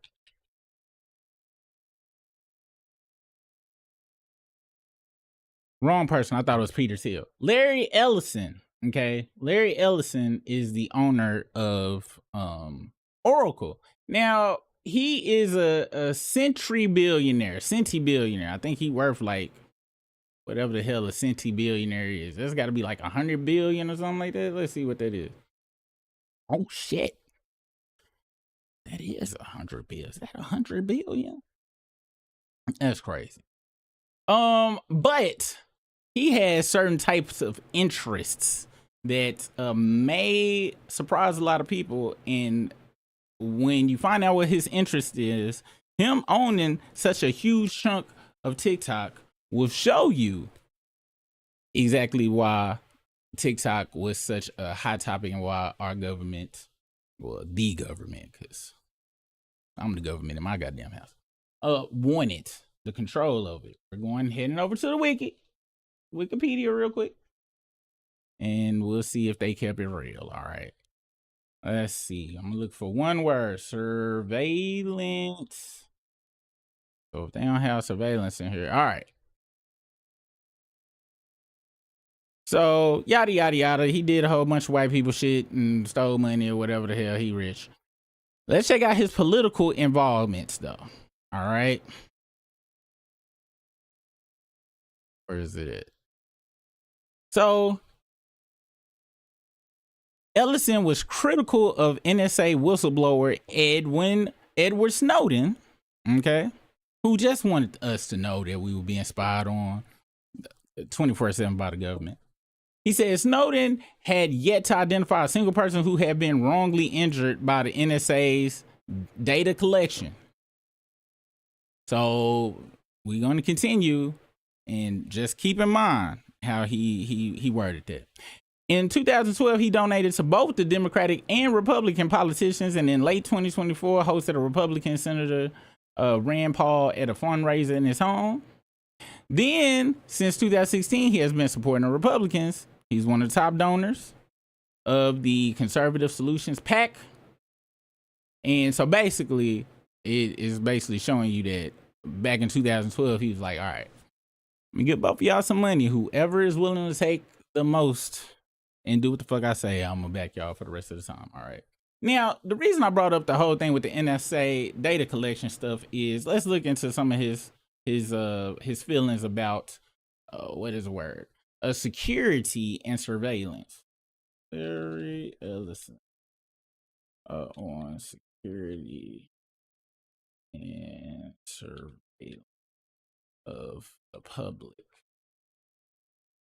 All right. So Larry, well, that's crazy. Hey, Google, you and your Gemini ain't go front. That shit is very evasive, and I don't like it at all. It just helped me for this show, okay? Hey, y'all, fuck Google and this bullshit. And if y'all didn't know, it fucks over small businesses and shit, because instead of me going to an actual website where somebody either actually type the shit up or they pay for they use a ChatGPT to make an article, and I click on it and, you know, they get some type of money from the ads, Google said, fuck all of them. And now it skips over all of them blogs and other people and stuff. So I just wanted to put that out there. Okay. Larry Ellison is the co-founder and chairman of Oracle. He's a strong proponent of extensive AI-powered surveillance, arguing it's essential for public safety and accountability. He envisions a future where constant recording and reporting by AI systems ensure citizens and law enforcement are on their best behavior. Ellison's vision for AI surveillance. During the Oracle financial analyst meeting in September 2024, Ellison detailed his perspective on pervasive surveillance state. He says constant monitoring. He predicted that AI will process vast amounts of footage recorded by cameras on cars, front door security systems, and police body cams. Oh my gosh. Oh my gosh. You know what that sound like? We're going to continue though. Enhanced accountability. Ellison argued that constant supervision would ensure police officers are supervised at all times, with AI immediately flagging problems to appropriate personnel, potentially preventing accidents like police brutality. Public behavior modification. He stated that citizens will be on their best behavior because we're constantly recording and reported everything that's going on. Autonomous technology. Ellison also suggested using AI-powered autonomous drones to follow suspects instead of engaging in dangerous high-speed chases. In government collaboration, Ellison's company, Oracle, provides software and cloud services to government agencies, including the NSA, and he has defended the NSA surveillance programs as necessary for minimizing events like terrorist attacks. Now, here are some of the criticisms and concerns. Critics argue his vision resembles China's social credit system and infringes heavily on personal freedoms, potentially creating a 1984 style dystopian. If you are not aware, I got a couple of coworkers and they're from China, and that system is crazy. They got something called WeChat. WeChat is an app on their phone, but everything is connected to the WeChat. It's a social media, but you pay for stuff with the WeChat. Your social credit score, meaning how we got credit scores for just our credits, buying stuff and getting loans from these companies. Just do anything. Your what is it called? What's that shit called again? Your social credit score. If you got a low social credit score, you can't get shit. You can't do shit. Matter of fact, you might go to jail if you do too much stuff and your score get too crazy. I'm adding a little spice onto that last part. I ain't 100% sure on that, but I know you can't do shit with a low social score. I do know that. And it sounds like that's what they're trying to get over here. Let us continue. But note to self, once again, get someone to fact check the shit you say. All right. Data collection and bias. Concerns exist about who assesses the vast amounts of data collected and how it might be misused. Experts always worry that using historically biased police data to train AI models could lead to racially and socio-economically based surveillance groups. Oh my gosh. And this is why I need to start reading this shit before I come on here, because this black woman just wrote a book. Let me see. A book about how algorithms are racist. Let me see. Does she think it's Algorithm of Oppression? I think that's her. She wrote this book. Yeah, wait, no, that's not her. Who is it? Any goddamn way. Folks been talking about the damn shit. The algorithms are trained on old stuff, old information, old things that used to be right. Jim Crow shit. Also, it's fed the criminal bases where it goes by the statistics that, oh, well, 90% of crimes are by black people or brown people or this, that, or the third, or da-da-da-da. So that's what we're going to keep a tighter eye on. And that's if they just train it on that information. They just go in there and program like, yeah, make sure you keep an eye on the Negras and the Hispanics, please. which is probably what they go to. Profit motive as Oracle aggressively pursues opportunities in the AI industry. Critics point out that Ellison's proposal solution for societal problems directly benefit his companies financially. And past legal issues, Oracle previously faced a class action lawsuit for allegedly running a worldwide surveillance machine by collecting billions of people's personal information and selling it to third parties. The case was settled in 2024 for $115 million. Then he throw this bullshit at the end. He says he believes that technology can be a double-edged sword. Transparency around data usage is essential for public trust. However, his vision has intensified the ongoing debate about balancing public safety with individual privacy rights. First off, the thing reminded me of this shit right here. That goddamn Minority Report. If you've never seen this movie, it was about the government at that time had a program called the Minority Report, and it was a system where they predicted crimes. Okay, now in that movie, it wasn't AI. It was these 3 weird mutant kids. Like was they mutants, or was they like Stranger Things kids? They got tortured or something. Oh, their mamas was Stranger. Basically, Stranger Things took the shit from Minority Report and then just flipped it and put their own spin to it. And then, in the damn movie, since they could predict the crimes, they would pre-arrest people because the mutant weirdo kids was predicting that they was gonna do it, and a lot of the times they was right, but it wasn't always 100% right because they didn't take into account that people can change their mind because the choice, because you can't predict somebody go murder somebody 2 weeks earlier, then they go murder them, and you never know what's gonna happen in that week. They might win the lottery. They wife Brenda might stop cheating on them, so they don't want to kill them no more. All sorts of things could change within a week. That's what's happening, I feel, with Oracle in this damn AI surveillance. And that also ties into a topic that I told y'all that I was going to talk about this week, but I ain't do it because it's taking more research than I thought, of why they are building so many data centers. Okay, the AI is not just so everybody got access to ChatGPT. We all got access to. They are doing this for very, very, very, in my opinion, nefarious reasons, and that's why it doesn't matter that all of these data centers are losing money, costing billions of billions, and they have no real plan on how they are going to actually generate revenue and, more importantly, profit. Because it's not about revenue or profit. It is about having the process power to do the stuff that weird man. And that's another thing I want to bring up real quick, y'all. When it comes to these billionaires and stuff, I don't understand why people want to be a billionaire. Okay, because all of them look strange. Look at this guy. Okay, first off, I don't know why anybody trusts this bastard anyway, because he look evil. Okay, he has an evil mustache. All right. Why is y'all verifying? See, he verifying my shit now because he know I'm talking shit about him. I'm getting out of there. I don't even want to be in there no more. See, he know we talking about his face. And then they go make it to where I can't see his face now again. Evil face. He got that weird perv.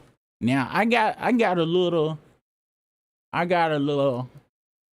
no, they call it a soul patch, but see, I trim mine so it don't make that triangle, okay? Because once you make the triangle and it's prompt, then you like, you know what? You know I'm saying Junior, right? This is a nasty individual right here, okay? All right. This the type of individual to have a one-night stand and then eat it and then don't brush his teeth the next day and go around with the one-night stand on his breath all damn day long, talking to regular average people, and he get a kick out of people's face when they first talk to him and you be like, ugh. And then in his mind, he laugh at him and be like, yeah, that's vagina you're smelling right there. Maybe it's ass, who knows? I don't know. It's probably ass. You see the triangle. Ain't goddamn way. Let me do another note to myself. Stay on topic. Dude, getting off topic. All right. Trump did a speech yesterday where he spoke for 18 minutes and it was full of blatant lies. Here are a few quotes of that stupid ass speech right here. Next year, you will also see the results of the largest tax cuts in American history that were really accomplished through our great, big, beautiful bill, perhaps the most sweeping legislation ever passed in Congress. We wrapped 12 different bills up into one beautiful bill. That includes no tax on tips, no tax on overtime, and no tax on Social Security for our great seniors. Under these cuts, many families will be saving between $11,000 and $20,000 a year, and next spring is projected to be the largest tax refund season of all time. First off, you can pick off one by one how none of that is very helpful to anybody, okay? The first one is the no taxes on tips. Anybody that's ever waited tables, I was a server for a good number of years at a large variety of very, very lowbrow restaurants. And now I know it has changed now. Back in my day, it was way more cash transactions than it was credit card transactions. But in my cash days, nobody write down all the tips that they really got. I know you can't, manipulate it as much with everybody, paying with the card and stuff. Back in the day, nobody give a damn about that. Okay. And unless you working at Capitol Grill or somewhere real nice and stuff, you ain't really making no money to where there's no taxes on your stuff really is gonna matter. I hear you right now. Every cent matters. Shut the hell up. The second one was we not go tax senior citizens checks. The reason they Social Security, the reason they know they only gonna be there for like 2-3 more years. So they don't even matter. It's only gonna be 2-3 more years at a time that they ain't paying no taxes, maybe 5-6 months, especially the way they increasing all of the medical bills. Matter of fact, look how it's connected. Medicaid, private insurance, all that shit about to skyrocket. So them motherfuckers that's on Social Security, it went from them probably being around 2-3 years extra month. They probably got about what, 4-5 hours to be around. So they ain't gonna even have to worry about no taxes in the goddamn Social Security. They ain't gonna be here. Okay. Also, the real tax cuts that got made was for the rich. And when I say rich, I'm not talking about your friend that make $300,000 a year. I'm not talking about that uncle that you think got $1 million in it. I'm talking about the centibillionaires, the Larry Oracle motherfuckers with the devious devil soul patch. That should change the name from soul patch to Satan patch. Talking about them motherfuckers. Centibill. Who the hell need $100 billion? What the hell you gonna do with that? Huh? It's a story about that motherfucker. He bought a yacht that was so big he couldn't port it into the yacht ports where his friends' yachts was at. So some way, somehow he took it back. I ain't gonna lie, I built a goddamn super yacht. Ain't no return policy. And then way. But that's how much money he has. He has so much money that he outstunts his friends to the point to where it ain't nobody else that he really can outstunt. If you are outstuntable, you are none able to. What's the point? Next up, Trump said this. Miriam gave my campaign indirectly and directly $250 million. She was number one. I met Alan Dershowitz, and he said the legal thing about 4 more years. And I said, Alan, I agree with you. So we can do it. Think about it. Alan's here someplace. Where's Alan? Alan is here. Oh, he had a flight. Alan is here. Think about it. Thank you. Maybe I will be the first one who told you or second. Yeah. She said, think about it. I'll give you another 250. I will give. Oh, that's that video I was telling y'all about where they trying to psych ops everybody into being cool with this motherfucker being president again and shit. If y'all watched last week or earlier this week, we delved into the chances of them being able to skate around and maybe have him run again or whatever. But you see how they trying to weaken the brain every week.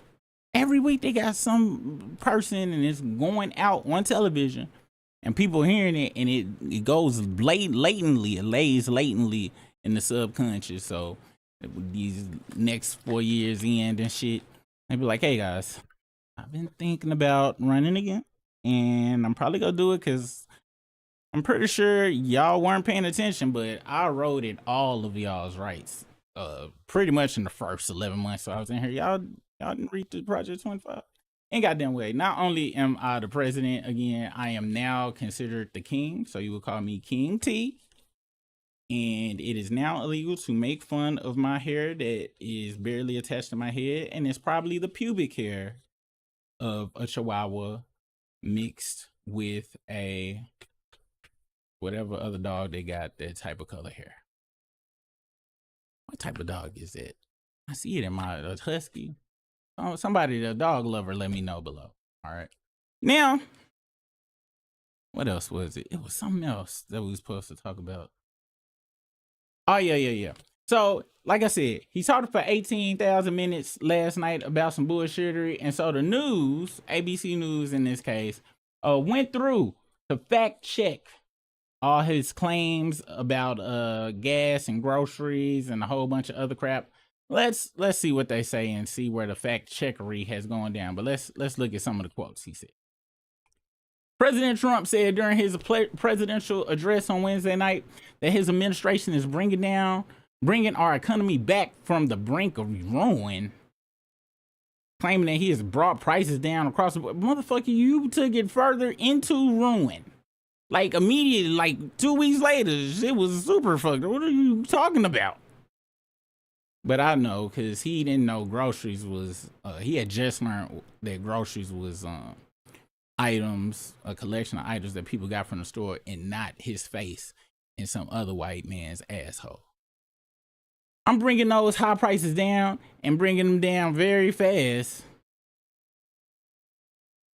Trump said from the White House diplomatic room, adding, let's look at the facts. First off, you don't know shit about facts. You and Drake, this motherfuckers like him and Drake, academics, they always want to bring up facts when they saying blatant lies. But it's something else we got to bring up after this, after we through this, because I forgot about something else. And anyway,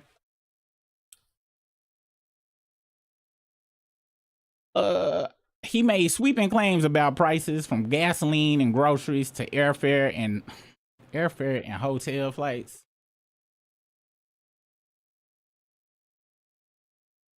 Comparing the current price to that of former President Joe Biden's administration.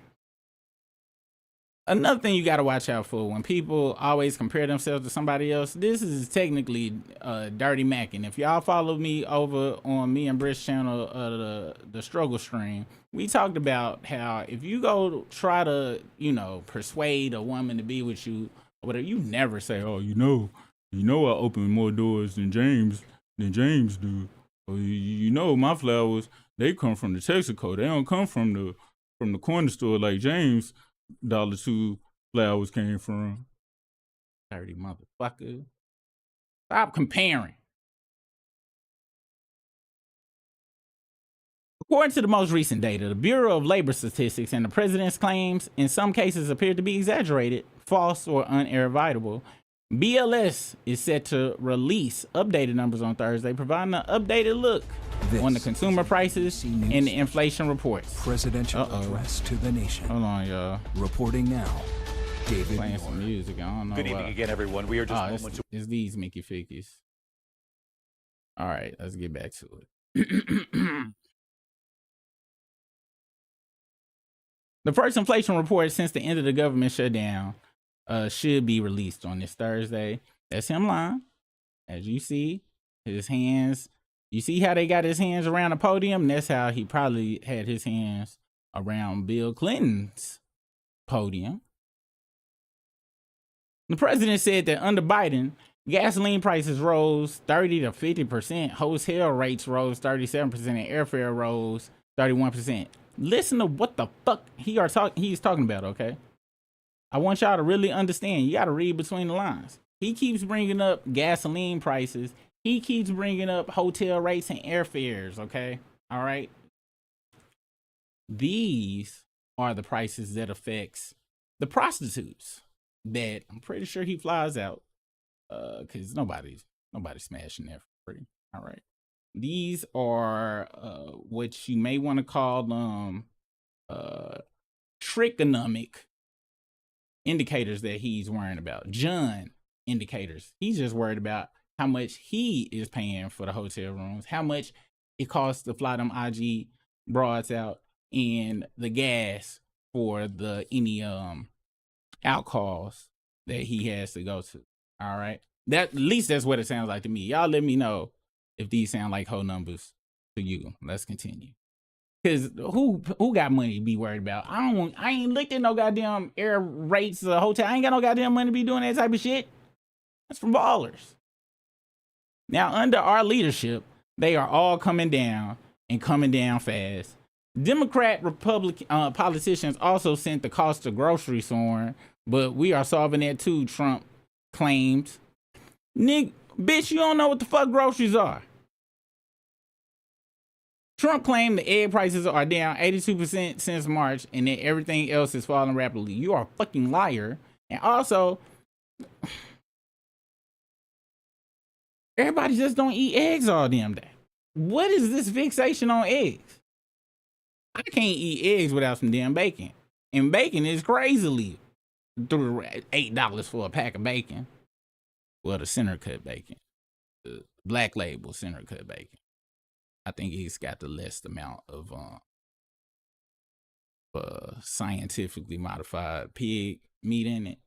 And I just like how the package look as well.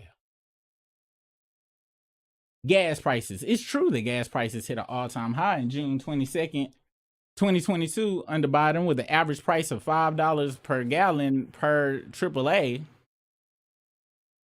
Average price in damn California, that shit wasn't everywhere else and shit. I'd have moved if where I stayed at gas got to $5.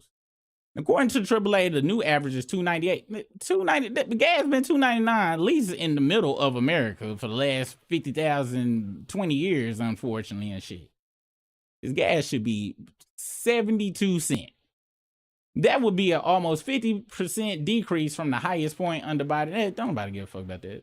But when you compare gas prices to where they were just a year ago, the latest CPI report puts gas down just 5.5%, not even the whole goddamn 5%.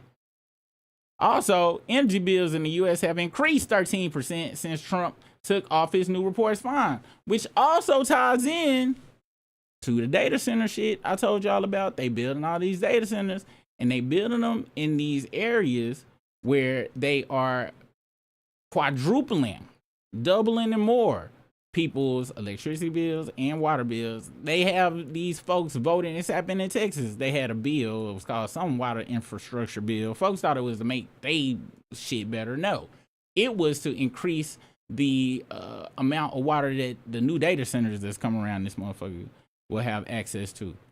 So everybody's energy prices are going up for all of these data centers so that they can do all the Larry, what's the dude name? The weird devil face motherfuckers, AI surveillance on all of us.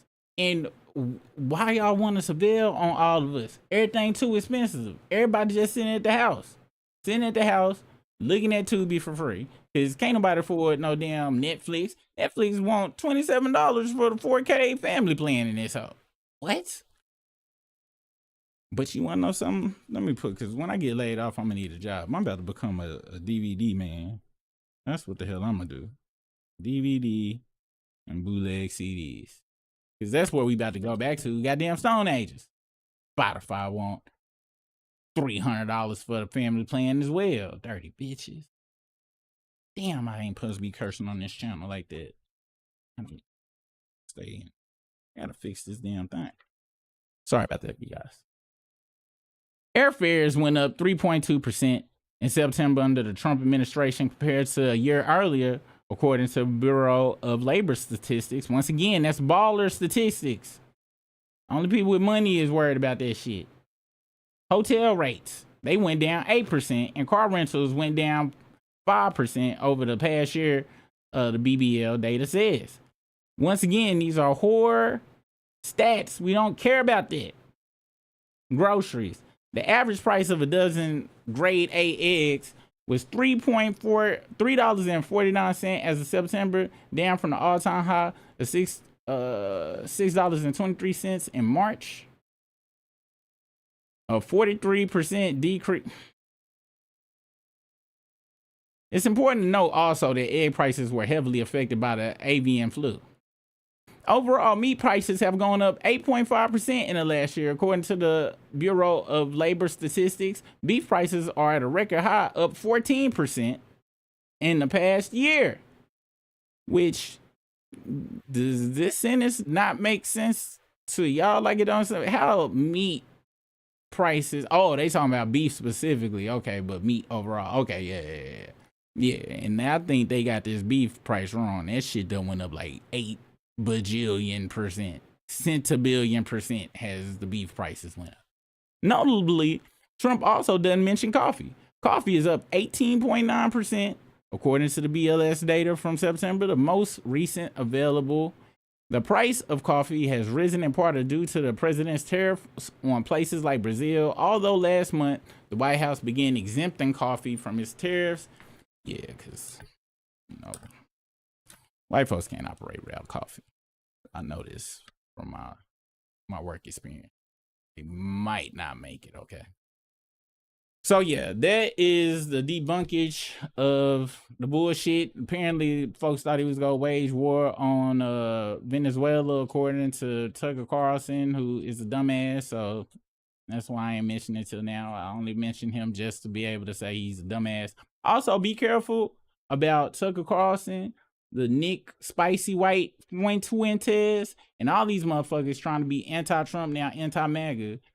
They just trying to make their own branch of their own we hate niggas group and shit, and minorities and sexual oriented people. Okay, so don't get caught up with that. Hold on, real quick. This might be important. Let me see what the business. What's business? Yeah, what's good though?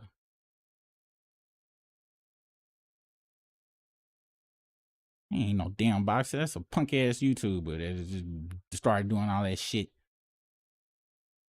Who?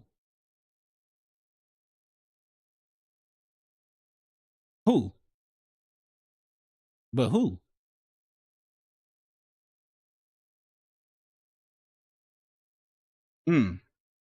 That's where he fought Mike Tyson.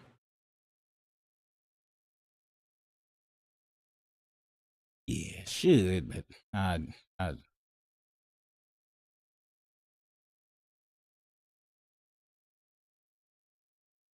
sure he will. He should have been knocked out a bajillion times. And he hasn't been. Yeah, he draw too much money. Oh, wait. I'm gonna talk about it. We're gonna talk about it tonight on the structure. All right, bet. My bad for the unprofessionalism, but if you listen to me, I'm unprofessional in the first damn place. Anyway, that brings us up to a net conversation that was brisk. And he was talking about how Jake Paul gonna be on Netflix tonight fighting some dude. And he was like, if Jake Paul don't get his ass whooped, then, he ain't gonna never be able to, people ain't gonna believe boxing no more. I was like, bro, we done seen fixed fights a bajillion times. That's just what the hell it is. But if y'all want to see some fuckery, it's gonna be on Netflix. If you got the $27 a month to pay for that shit. We're gonna end the show with these two CBS news anchors, and this is how crazy of a world and country we are in tonight.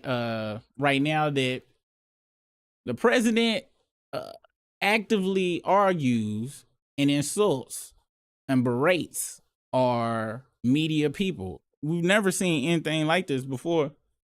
And now he has the FCC head suing. He is suing news organizations and a whole bunch of stuff, which I'm going to be honest. Once he started suing people, I kind of felt like, wow, y'all know I be thinking everything is set up. I was like, oh my gosh, he really suing these people and they really firing these people. Everybody ain't in somebody else's pocket. Some people really do believe in what they're saying, believe in fighting the power, in educating and keeping the people informed and stuff. So that is actually a benefit of all of these firings and people quitting from media or whatever, because now I know that I can follow them wherever they go afterwards because I can trust what they say. We go watch these two CBS people leave, because I believe now CBS is under the ownership of that company that Trump had green lighted them merging with, which is why, what's his name, Steve Colbert left. That's right. So let's listen to what they had to say. Then we'll go get to the chat. Finally, tonight, this is our last night anchoring the CBS Evening News. And we want to leave you with some farewell thoughts tonight. Being invited into your homes each night has been the honor of a lifetime. This year, I've traveled the country to cover communities dealing with unspeakable tragedy and loss. How are you feeling right now? Sad.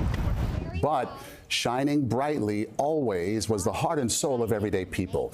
Really, really good people, there for each other, and crying out for our leaders to do better to protect them. David and Jackie Israel lost their home in the LA wildfires. They decided to take a bucket list trip, an RV ride across the country.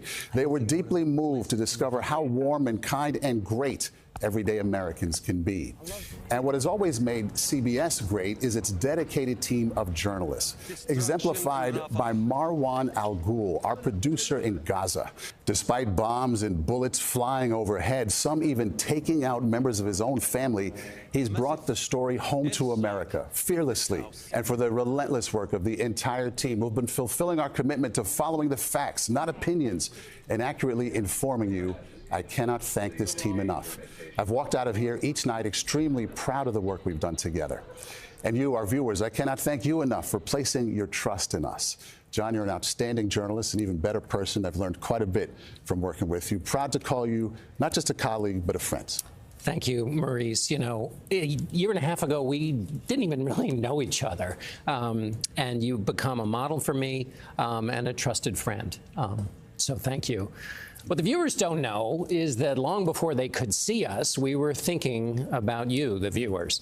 Planning for months in a conference room, we talked about your attention, how precious it was, and how we would honor it. That question has guided the decisions you saw and many you didn't. A research team that sweats the facts that shape how you see the world. Correspondents who follow the facts into war zones, into countries where they could be jailed, into sharp exchanges with the powerful who don't like being held to account, including a president who insulted them for it. Why do you blame the Biden administration for what this man did? Are you stupid?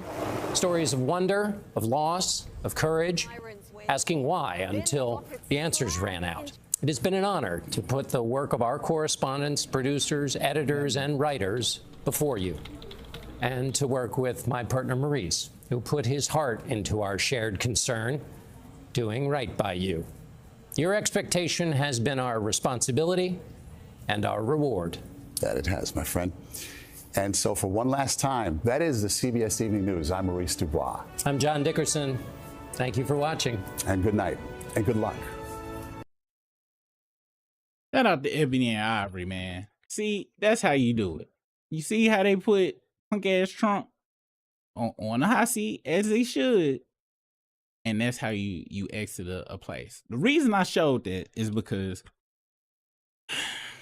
actual journalism, like people that went to school for it and learned and report and ask the hard questions, all of that stuff, we are at the end of that as far as on a mass scale. There are a plethora of people on all of the social medias that do it now and may have not even went to school. I done learned a lot from a lot of YouTubers that cite their stuff and they go into to give us the correct information and things. But the traditional people that were stand up getting iced out by the administration. Then TikTok, one of the largest mediums where I wasn't aware that so many people were learning stuff about wars and policies and all sorts of injustices going on. I didn't know that's what TikTok was for. I thought it was just white girls dancing and stealing dances from black TikTokers and stuff, and people eating food. I didn't know it was a plethora of knowledge being exchanged. Well, now it is being held by the same government that is suppressing the regular old standard media that we used to have. So even that is starting to disappear. And it is just going to be a crazy next 4 years. And I'm gonna be honest, that actually inspired me to be like, you know what? I'm gonna get ChatGPT to make my stuff sound much, much more professional, and I'm gonna read it before I come on here. All right. Well, guys, thank you so much for joining to the show. What did you think? Did you think Ice Spice wore too much or not enough to the SpongeBob movie premiere? Or what do you think about Walmart? I know a lot of y'all are very, very bougie. Claim you don't shop at Walmart. Where y'all go? Trader Joe's? Aldi's? Y'all one of them type of people? Whole Foods, this worship at Sprouts. Y'all, you know what? I'm putting all y'all Whole Foods and Sprouts people. Y'all is in the y'all might as well be them billionaires and stuff. I put 3 things in my basket one time at Sprouts. It was $4,800. God damn it, I'm supposed to be doing the outro of the damn show. What do you guys think about the Epstein pics? Do you feel that the Epstein records are going to come out unredacted? And what did you think about Kamala's excuse for not releasing the files? And what do you think about Trump being a butthole? All right, you can put all of your thoughts and processes in the comments. I'm about to jump into the chat, if there still is a chat, because I can't see it. And we'll continue the conversation there. I still haven't come out with an outro, but I'm going to play this outro music, okay? The show is not going to stop. But I really did a lot of work to make this outro be nice looking and stuff.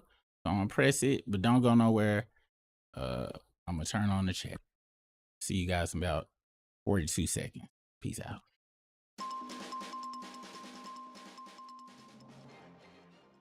Motherfucker.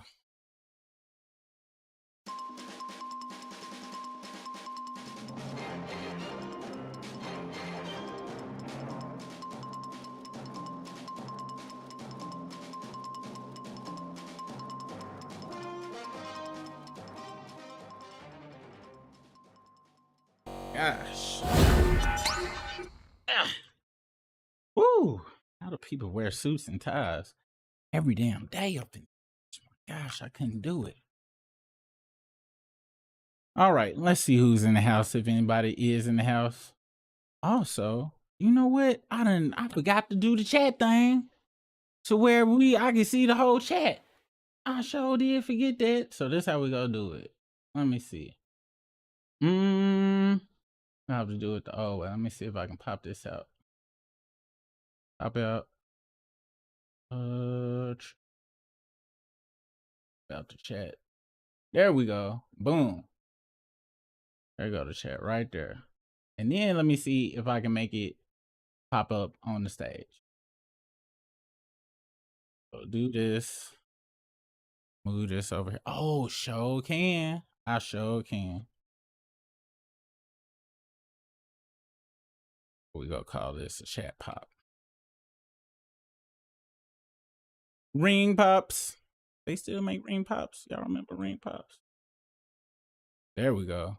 There we go. Right there, y'all. But I don't know why it's cutting it off. All right, here we go. I gotta see why it's cutting off the whole message first, though. The hell? Oh, okay. I know why I gotta do it. 800. And what the fuck?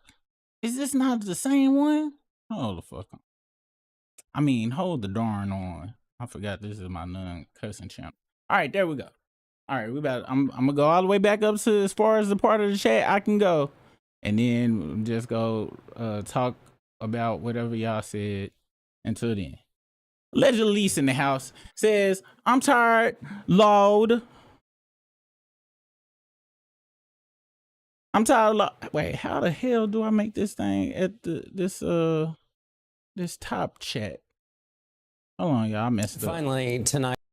Let me get this chat I did out the way. There you go. All right. Yeah, I gotta pop it back out. All right, there we go. Come back over here. All right, then I should be able. Okay, here we go. Oh, but it pop up down there, so I don't even gotta put it up here because it's gonna pop up over there. All right, then that's what's up. My bad, y'all. I'm gonna get all this shit figured out one day. All right, here we go. And now I can't see the damn chat. All right. Royce me. Is it Royce me or Royce MI? Appreciate you for that. And what's the business with you? Welcome over here to this side.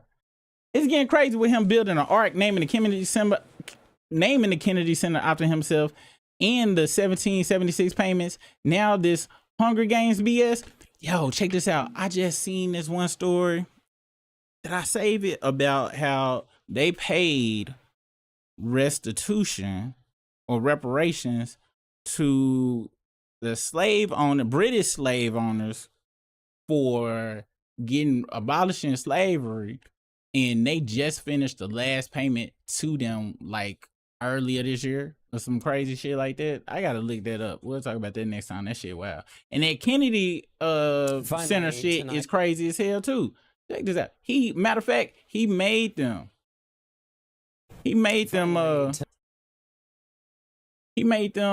updated now. Kennedy Center name updated. I think he already got them putting a sign on the damn shit. And the goddamn Mario brothers up there happy as hell and shit just because they go get a goddamn free post. This shit is crazy. This is max. Fuck all the narcissism shit. See, this is that whole, why would you put your name on all this stuff unless you trying to be here building big ass monuments and shit to yourself, unless you planning on being in this motherfucker forever. Damn, I gotta stop. You planning on being this bitch for, you know what? Fuck it. I'm just because. I don't trust legalized weed. What's the business, Rainy Feathers? Hey, the worst highs I ever got was from legal dispensaries and shit. You get too, it is a such thing as too high. The shit don't be relaxing at all. It puts you in a stupor and shit. Like you damn near be wanting to hit that Fenty lean. And it's just not fun. Back in the 90s wasn't nothing better than a good old great, you look out and somebody got some just a good regular ass sack. Might be some crun dog. You never know, because everybody was lying saying they shit was chronic back then. You'd be like, I don't see none of the characteristics that's supposed to make this chronic, sir. But it smell good and it's not a lot of seeds in here. Them was the good old days. Now you got a pre-plan. You can't just hit some random shit somebody give you now. You gotta, is that sativa or is that indica or is that a hybrid? Oh, okay. What strain is it? Oh, Girl Scout cookies? Oh, okay. Well, shit, I gotta go to work it. Shit, fuck. That's too much. Back in the day, you just, all right, nigga, I see you. I say appreciate it. I got you. I got 5 on the next one. Them days are over. Not just hitting nobody's random shit. What's the business? Be a blessing. Off topic, I bet Super got gym shorts on. 100% dead shorts.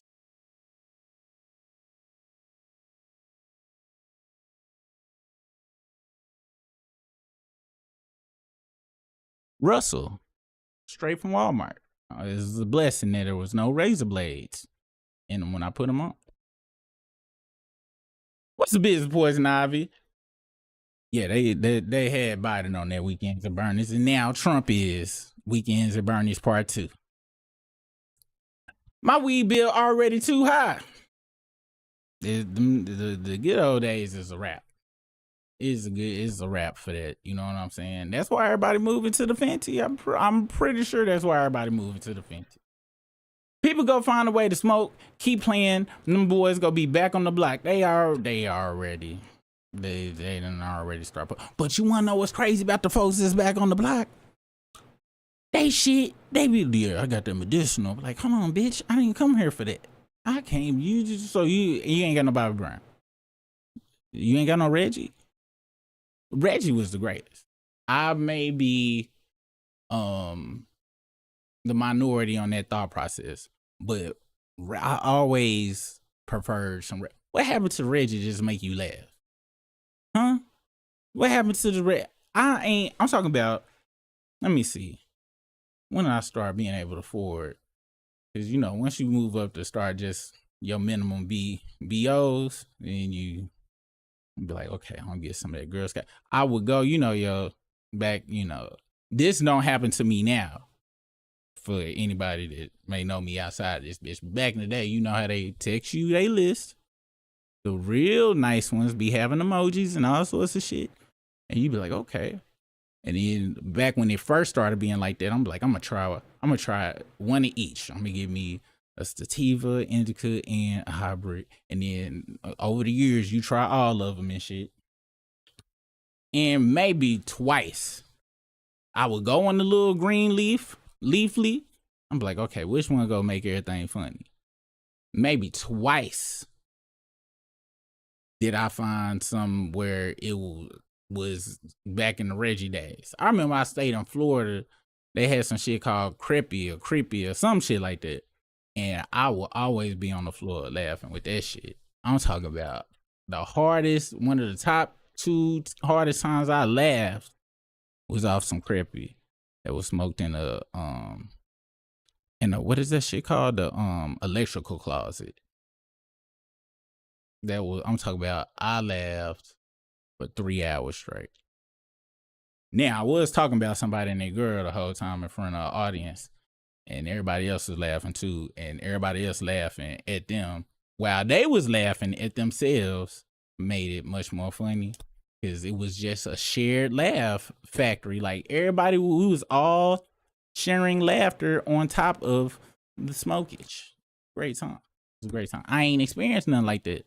Do anybody got any names, any strands where I'm talking about consistently you say you do this and you can pop in a movie of your choice Friday or whatever you like to watch and it consistently have you on the floor? I would really prefer somewhere you don't need nothing and you just sit there and start giggling and shit. But I'm sure I know they ain't got this shit. They be lying on the goddamn leafly and shit. It affects medical research and some things being allowed across state lines. Rainy Fella said, I get my green for the freebies. Yeah, he old and decrepit. Trump keeping all the Zaza. Not all the Zaza.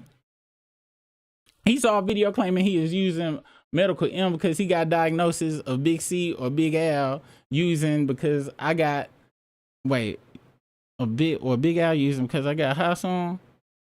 He always stealing people. Where the copyright strikes for him? People be publicly coming out like, hey bitch, stop using my music to promote your bullshit.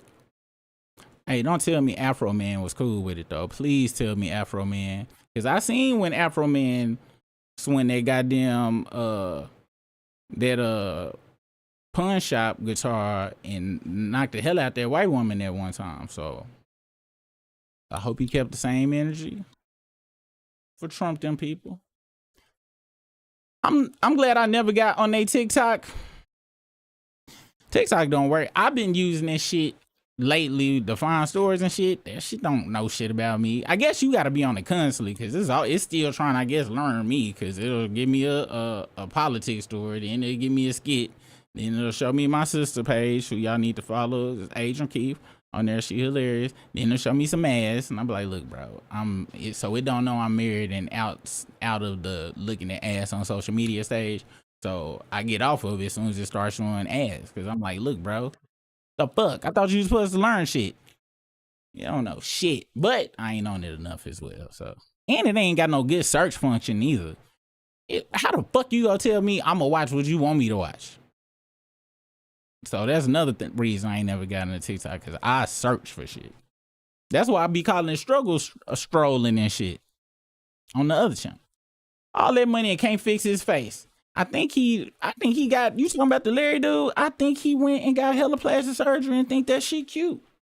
Larry Ellison. I think this motherfucker think this shit is cute. Look at them is plastic surgery eyes. He 81.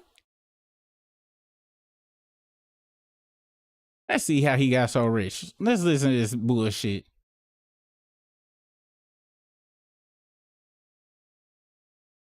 Hold on, let me see. How is this the sound? What is that right there? Hey, look, this. Hey, speaking of the devil, this TikTok right here. Look at them trying to get me to come over there for real. Hell no, you bitches. But let's continue. Larry Ellison gave himself $100 billion? Well, not quite. Oracle's stock price shot up 40% last Wednesday, which made their CEO neck and neck with Elon Musk to be the wealthiest person in the world, largely due to stock buybacks. Oracle used stock buybacks to artificially inflate the price of their shares? No, the 40% spike was because of Oracle's quarterly projections, but stock buybacks over a longer period have inflated the company's share price, as well as taken Ellison from owning 22% of the company 15 years ago to owning 41% today. I thought buybacks were just when companies bought back their own stocks. Yeah, but it's also really important to understand what actually happens when a company does that. And to understand, you need to know that a company's shares can be split into two categories. There are the shares that are owned by the company, and then all of the other shares that aren't owned by the company are called outstanding shares. Why does that matter? Outstanding shares are used to calculate some very important things, like earnings per share, which is the company's profit divided by outstanding shares. You're saying that when a company buys back shares, that's reducing the number of outstanding shares. Right. So I ain't gonna lie, we gonna finish the rest of this, but social media done really fucked up. Because I had a fucked up attention span anyway. But anything, they really got it down. Once shit start getting to a minute, and this in this vertical form, I'll be like, all right, speed it up to get to the goddamn point. I can't watch no vertical shit for long periods of time. The only thing I could watch for long periods of time vertically was the verses. And even then, I would watch on my phone for a little bit, be like, hold on, I know somebody's streaming this shit on YouTube. I need to get on the TV. I can't do the goddamn verse. My bad, y'all. I'm sorry. So if a company had $1 billion in profit and they had 1 million outstanding shares, their earnings per share would be $1,000. Is that good or bad? It doesn't matter. If the company bought back 200,000 of their 1 million outstanding shares, they're down to 800,000. They could have the same exact profit, but now it's $1 billion divided by 800,000. The earnings per share go from $1,000 to $1,250. The company looks like it's doing better without ever actually improving anything about the company or the consumer experience. And now people will spend more, which means that the share price goes up. But wouldn't that make it more expensive for Ellison to buy more shares for himself? But he doesn't need to, because ownership is also calculated based off of outstanding shares. 15 years ago, Oracle had 5 billion outstanding shares. Larry Ellison owned 1.2 billion of those. But Oracle has bought back 45% of their shares, which means they are down to 2.8 billion outstanding shares. So CEOs are using company profits to buy back company shares, which makes it look like the company is doing better, which means that the share price goes up. And since there are less shares in circulation, it's also consolidating CEOs' ownership over the company itself. A Palladino study found that from 2008 to 2018, non-finance related companies spent 75% of their profits on stock buybacks. This has to be one of those loopholes that like the law just hasn't caught up with yet, right? Buybacks used to be illegal until Reagan's SEC legalized it in 1982. It's always Reagan. Larry Ellison. I knew it was gonna be Reagan as well and shit. And what's crazy is I saw this statistic floating around talking about how back in the 50s or 60s, the average CEO would make like, I don't know, was it 7 or 30 or some shit, some crazy relative to what the position is. If they would make like, I think it wasn't no damn 7 times. I think it was 7 times though. Back in the 50s and 60s, it was 7 times a CEO or the C-suite motherfuckers was making 7 times more than the lowest employees. Now, in certain countries, certain companies, they making literally like 700 times more. And on average, I think it's like 100 times more or 300 times more than the lowest person. In stock buybacks and all of that shit is a part of it, because most of them are getting stock packages and all of this stuff included into it, and it is fucking bananas. He the one running Need out of CBS. He the one running people out of CBS. Also, black producers wanting Warner Brothers. Yep, they fired Stephen Colbert. Home Depot already using license plate readers and sending to word. I ain't gonna never get our damn bathroom remodeled.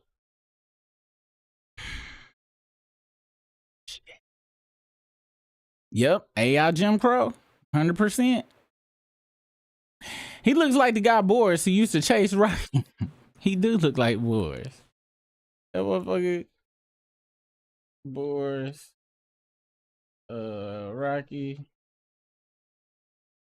Oh my gosh, yo, I ain't seen Boris in like a real long time, but I had, you know how you have a memory of that motherfucker, but this right here is insane. Oh, that wasn't TikTok, that was YouTube.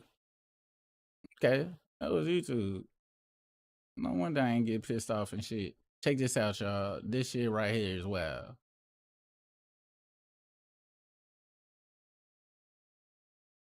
You really do look like that motherfucker. Wow, big ass ears. Check. Camel toe in the top of their head. Check. Evil triangle ended mustache. Check. White. Check. They ain't got no tie on that shit, but yo, that did. Wow, Poison Ivy, 100%. Yeah, that beard is crazy. It really is. Pretty sure Social Security wasn't in the bill. Probably wasn't. He probably just said that shit. You know, they just be making up shit. You don't give a fuck. What's the business, LL Bitty? Peace out, Teresa. I didn't know you was in here. Peace out. I know she said that like 50 years ago. But peace out. If you ever come back and catch up.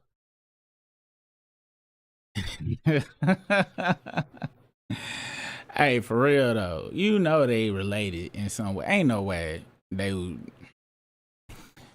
I ain't gonna front. As much as I be wanting to blame the record labels and programming and, you know, payola and shit, nah. I'm never gonna take my foot off the neck of the people that listened to it and enjoyed it and liked it. Never. That Drake, I'm talking about, I already knew how the world worked and that most people were degenerates. I knew that, but once I saw people really listening and liking Drake's music, I was like, this whole world, it was just like the movie.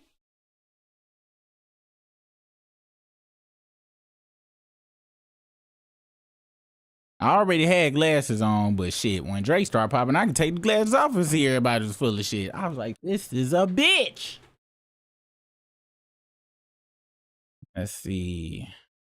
Follow the Super and Brit. Thank you so much. Thank you so much on that, allegedly.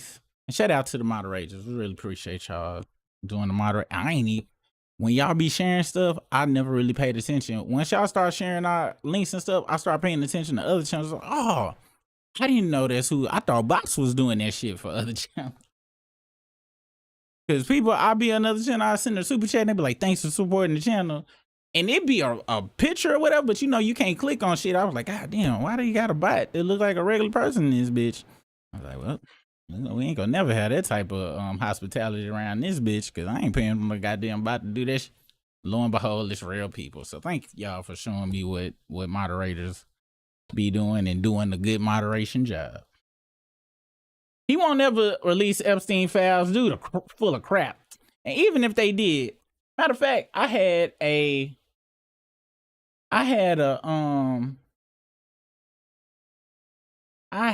article that was talking about that I meant to show. Let's see, redact. So this article, I had seen this earlier today. I want to say, no, yesterday, because today the 19th. It said exclusive. This is CNN. Frustration mounts at the Justice Department as it races to redact some Epstein files, sources say. It says frustration is mounting inside the Justice Department as it races to redact thousands of pages of files related to Jeffrey Epstein before they must be released Friday. Multiple sources familiar with the process told CNN a substantial number of redactions are needed. One of the sources said in the documents each attorney is processing since Thanksgiving week can number more than 1,000. That each attorney is processing. The time consuming task that will likely come down to the wire, the sensitivities. So how long they got till they can let's see, is there a due date?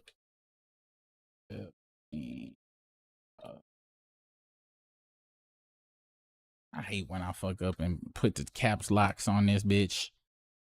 Let's see. Yeah, the Epstein Files began being publicly released on December 19th. That date comes from a new federal law, the Epstein Files Transparency Act, that required the U.S. Department. Okay, fuck it. Confirmed release date. The DOJ published the first batch of Epstein Files on December 25th. The 30-day deadline under the law. Initial files, thousands of pages. Wait. So they already put some of them hoes out? This is live too. Should I turn on the notifications? No. Epstein Files live updates as DOJ releases initial trove. So 6 minutes ago, new documents span 3,965 files, totaling 3 gigabytes of data. The total number of files across all 4 new data sets is 3,965. Nearly all of those files are PDFs. Sorry, I couldn't resist. With 1 video file. Some of the files are individual images, while others are documents with many pages. Let's see. New photos include one of Clinton in the hot tub. The files released Friday include, let me change the title of this bitch. Looks like I'm not about to get off of this hoe. Change the title of this video to looking at the Epstein Files, because this is what the fuck it looks like we about to do off in this hoe. How do I change it? Let me see. All right. Looking at the newly released Epstein Files. We're gonna say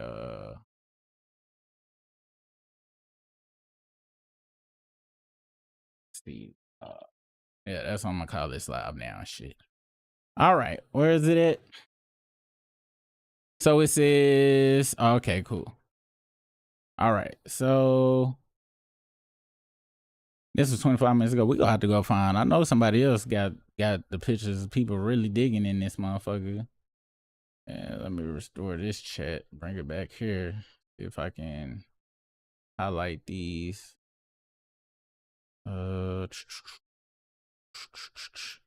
we go. And then I can highlight it. Yeah. Roy said he's building that arc to himself. Oh, I gotta repaste it in here. Why did it make it disappear? Let me see. There we go.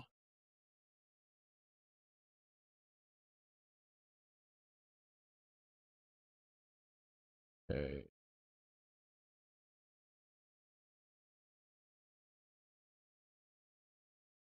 They just put 24% tax on medical here. God dang it. Oh, hashtag, you sure is right. Thank you so much. You smart. Thank you, allegedly. EP.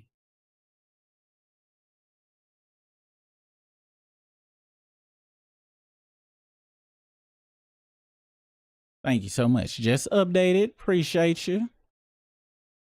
All right, let's get to the freaky deakiness now. I hope they don't get too freaky on here. Well, it's CNN. They ain't gonna get too freaky. I don't think they're gonna get too freaky on here. And plus, there's certain shit I don't want to see. I don't think my brain will be able to deal with it.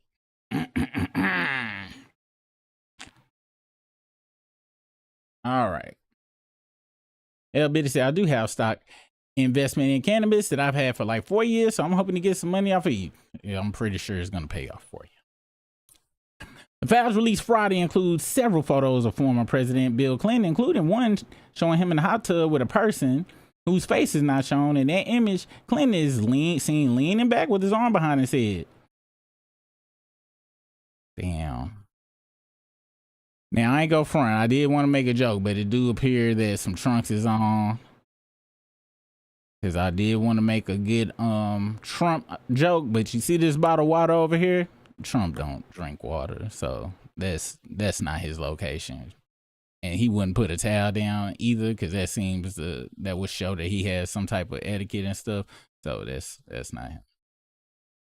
Let's see. This one says, another 3 images show Clinton with Epstein in 2 of the photos. Uh-oh. You know what? We're gonna have to go over here. Let me see. I'm not a robot. Oh, this is the Justice Department website. So is they here? Let's see.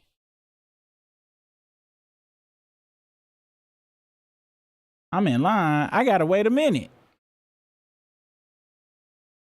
We are currently experiencing extremely high volume search requests at this time. Okay. Damn, they had Cloudflare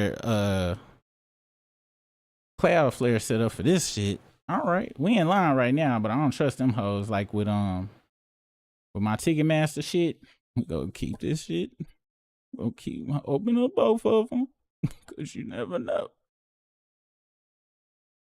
This remind me of when I was waiting to get them damn Tyler tickets and they kept refreshing and shit. Let's see. What other photos? So they had a photo right here. They is in Versace clothes. What? Angela Urena, a spokesman of Clinton, said in 2019 that the former president took 4 trips to Epstein's plane in 2002 and 2003. I don't know why I keep wanting to say 20. Probably okay. Here we go. We off in this thing. All right. Let's see. Close left view. All right. So how do it work?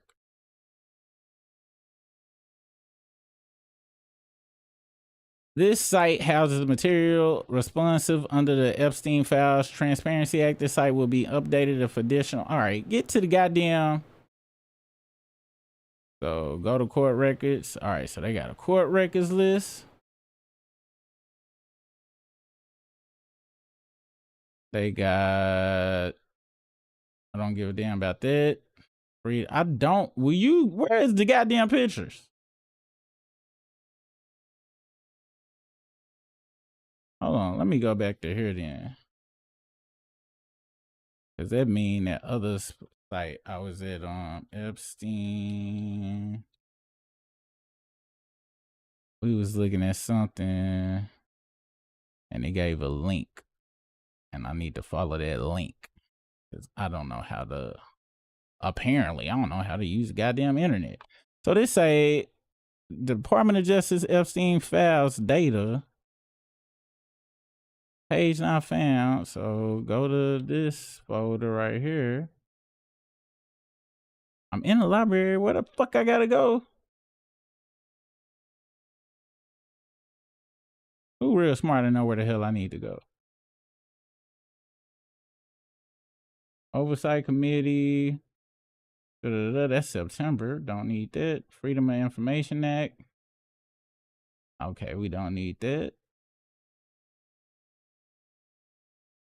So do I just type pictures? I guess that's what you type.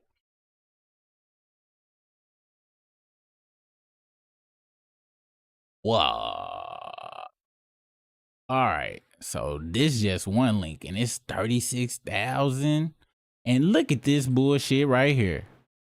Blank page, blocked out. The back, they was taking the front and back of pictures. But look at this. Redacted, redacted, redacted. You see a foot right there, which is some lazy bullshit. Redacted. It's some bullshit. Redacted, redacted, redacted. Oh, okay. Okay, that is very skinny. Either they super young or that is cocaine. That look like a very young hairdo right there. Redacted. That look like an old person wrist right there. Redacted. Redacted. Redacted. All of these redacted. Is that a dog cage? Like, is this? Oh, this like an apartment somewhere foreign, it looks like.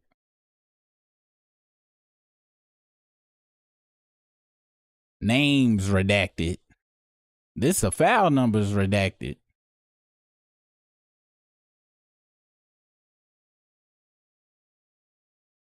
The fuck?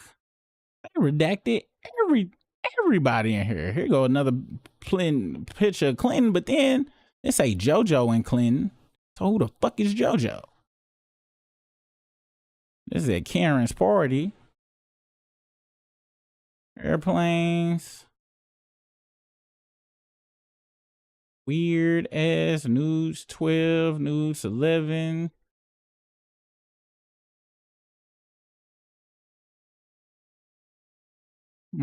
That's him and his bottom bitch. Or no, that's the bottom bitch and somebody.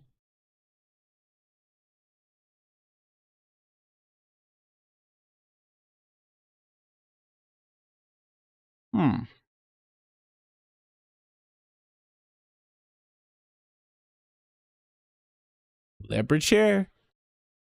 Can't forget about that leopard chair.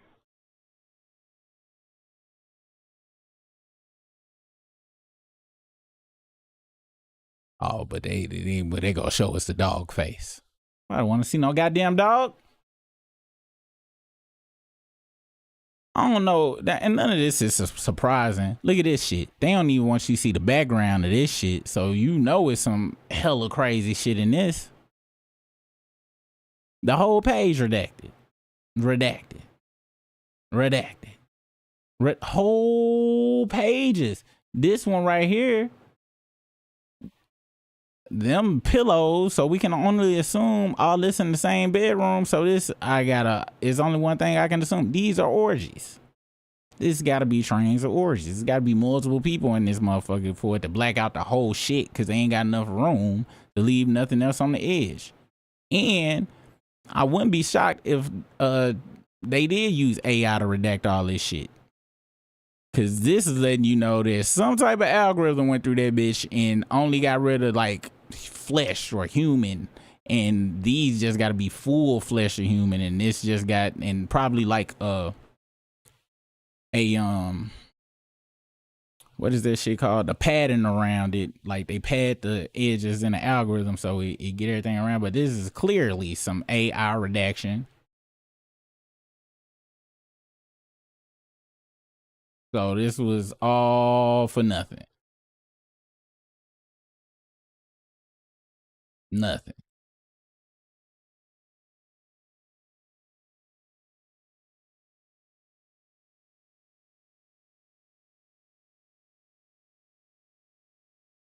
The hope left I got is not to see no black people arms and legs. That's it. Hope Michelle and Obama don't pop out in this hoe. That's it. Cause you know they ain't gonna redact that.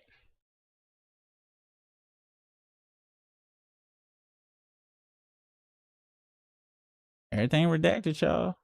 This, and we talked about this. We here wasn't expecting any unredactation. No, nobody here was expecting that at all. Let's see, is this the second one? Let me see, where we at? I don't get confused. Close this, close this, close this. This is data set 4.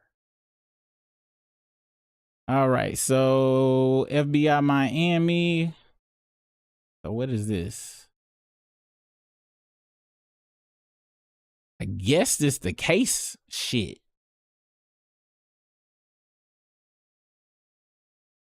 So New York City is where they at. Attention, SA, unclassified, not sensitive. Character of his case is child porn. Says complaint state that she is a professional artist and took pictures of her sisters 12 and 16 years for her own personal artwork. Epstein stole the pictures in negatives and is believed to have sold the pictures to potential buyers. Epstein at one time requested redacted to take pictures of young girls at swimming pools. What? That's super crazy. Now that's that ultra pedo shit right there.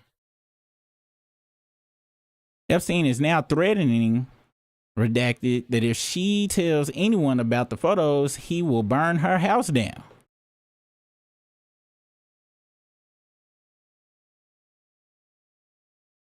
Wow. Is it a date? This from 96.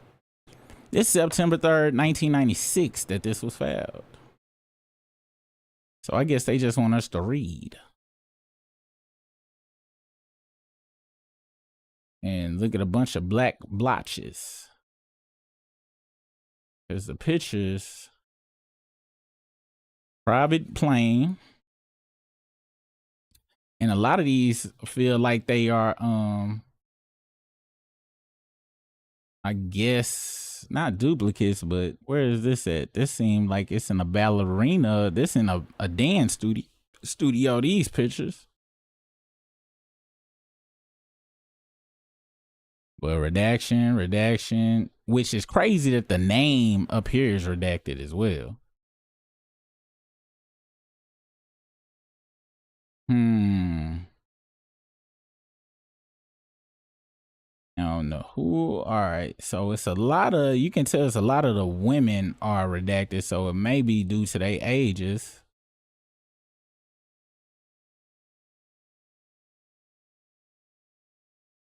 These look kind of like that last one we looked at. I think this is the same one. No, it ain't. These different. No, this is the same one because we saw that picture. All right. So back to data set 4.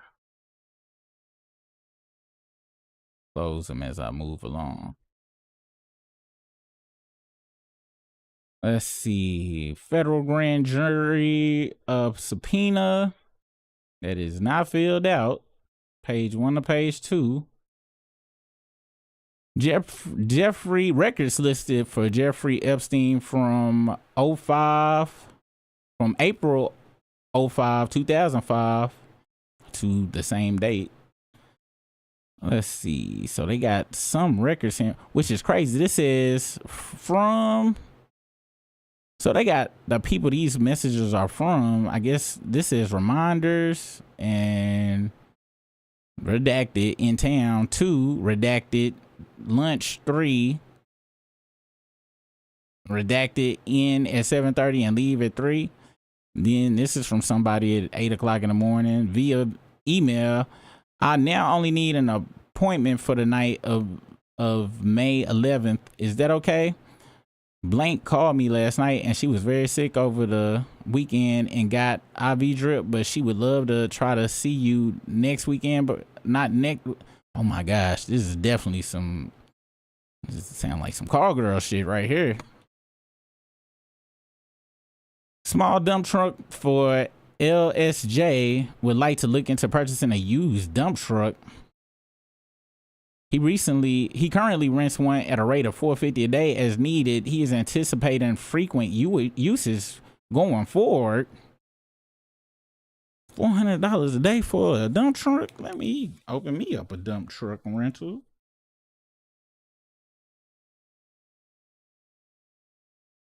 What is these? The buried bodies. See. This says, sent note to redacted. Are you in town this Thursday? 9 a.m. And all of this is like in the same hour. Does she have any new friends you can meet?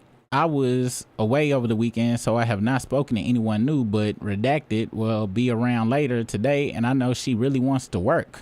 Oh yeah, this is sucker shit. The others should be back around Thursday. Let me know about. From Hyperion Partners, I have an investment idea from you. Is this two-way logs? Are you coming back to New York today? Sorry about that. Please call me again via email. I just heard from Mr. Redacted Pool Guy. He's in Jamaica at the moment and will be returning to Miami on Thursday morning. So would be able to meet Jeffrey on Thursday, Friday, or Saturday this week. Alternatively, he could meet next week or Thursday or Wednesday. Any of these days suitable.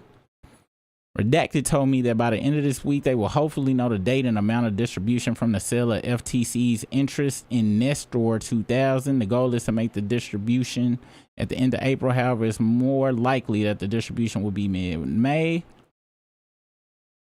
I'm in NY if you're here today. I would love to meet you prior to that. Wait, I'm going to Sweden on the 18th. I would love to meet you prior to that this week or the following week. Possibly you would want to meet as well. She is Redacted's sister.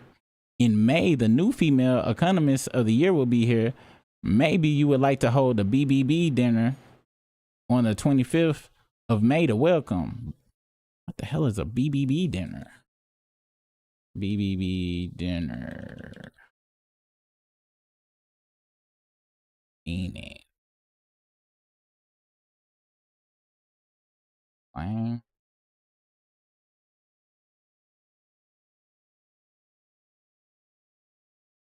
So the first thing popped up is a bibbity bobbity boutique and dinner at Disney World.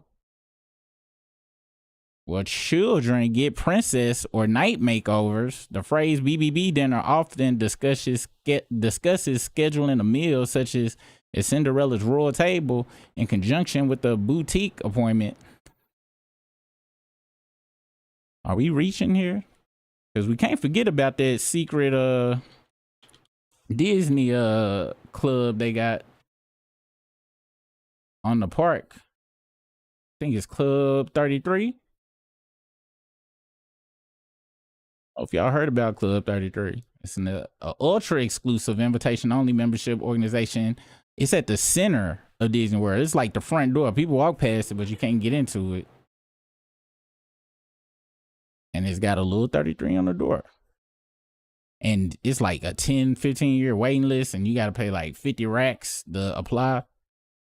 So I wonder, is that the BBB dinner? Not 100% sure. But it says, maybe you would like to hold a BBB dinner on the 25th of May to welcome. Because where he said, I'm in Miami today if you're here. Because then he say he was in Florida. He was in Miami or something in this. We'll see.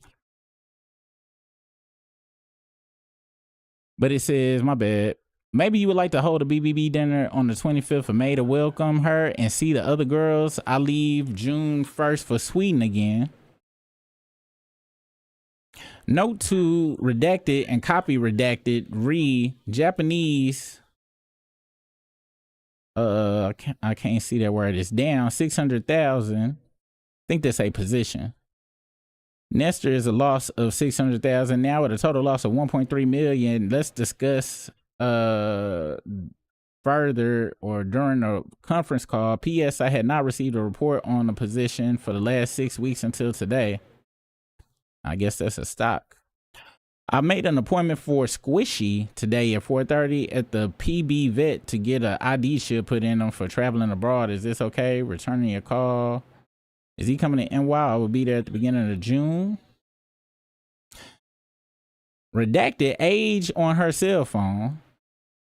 Are you back? Read the letter of credit. I had some problems with the letter of credit being too broad and has been working with Redacted to fix the issues. He expects to be done today. Then we will send it back to Mellon Bank for their acceptance.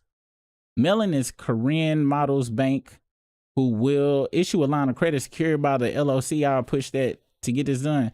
We saw pictures a minute ago that said Karen's party. I wonder who the fuck is this? Repayment of my loan. This is what I can do for the moment, and I hope it's okay. You know, Redacted says nothing. I can get you 1,000 next week, but then I won't be able to pay you again until probably 2006. So this was 2005 in April or May that this documented is. When I get another bonus, I can't just afford to take any out of my paycheck. I hope that it's 2006. I will be able to pay you 2,000 and on so basically it's going to take me a few years to return the entire 6,000. Our conference call tomorrow. I can't believe we ever came up with a time. I'm available whenever you like, but if I had my preference, it'd be at 2 o'clock. Just let me know. Somebody redacted was diagnosed with lung cancer. It was announced today. Reservations for let's see if it was somebody famous. Cause what day was this? This was April 5th of 2005. Let's see. April 5th, 2005. Let's see.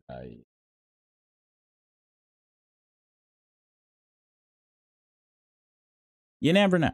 You never know what might not be coming up.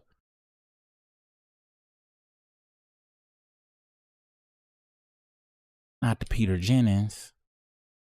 Peter Jennings on April 5th, 2005 announced he had lung cancer, revealing he was a former smoker and will undergo chemotherapy. Am I reaching? Let me know if y'all feel like I'm reaching. Let me know. Because this is of that day. So why would they redact his name in here? Are they just redacting anybody famous name in general? Name reservations for Maximera Films Inc. and DECA and NY all will expire shortly. Would you like to extend the reservations for all or any of these states? LM for redacted. When will she be able to send you another? Somebody hit him up, said I need to speak to you. It's important. From Credit Susie First Boston, when could we meet?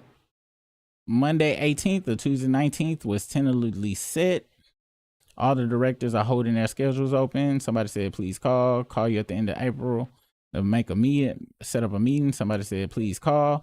I'm working in the basement and my phone isn't working. Leave me a message. Somebody else said it's a 300 million fund. Capri Capital Investors of Chicago and the Redacted originally had a partner. Call me if you have some questions. The Robin Hood benefit, the dinner will be held this year on May 25th. Table sell out quick. We'll be faxing over the invitation. Okay, wheels up at noon. Did you mean Redacted? I have her call you 9 p.m. tomorrow. I'll call you in 5. You can't attend Robin Hood. Confirm night 9 p.m. tomorrow.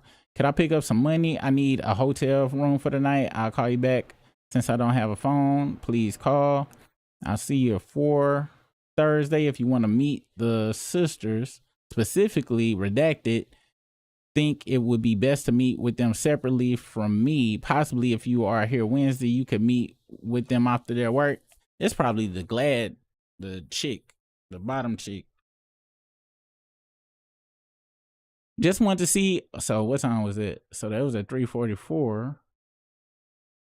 Just wanted to see if the girls had a good time at the magic show. I told him it was an amazing show. Please call in again to see if I can pick up money. Somebody thirsty for some money.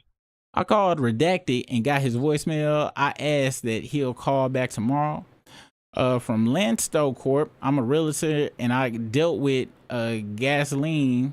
Oh, that is Lil Mama. At one point, if you can't stay at 457, what do you want? I have a unique duplex penthouse on 52nd and Madison.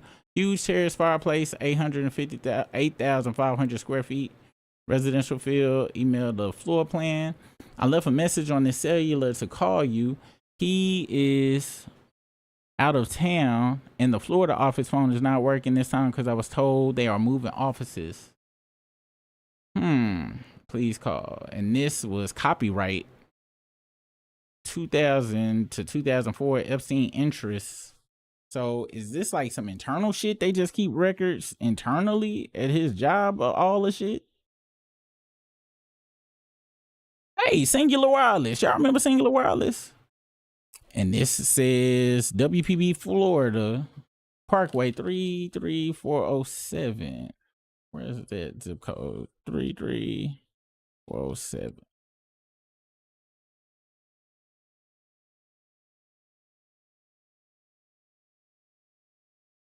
West Palm Beach. I think that BBB party was the bippity boppity boo party at the Disney hotel thing. What do y'all think? Let's see. Did I close out the wrong window? I think I did. Let me see.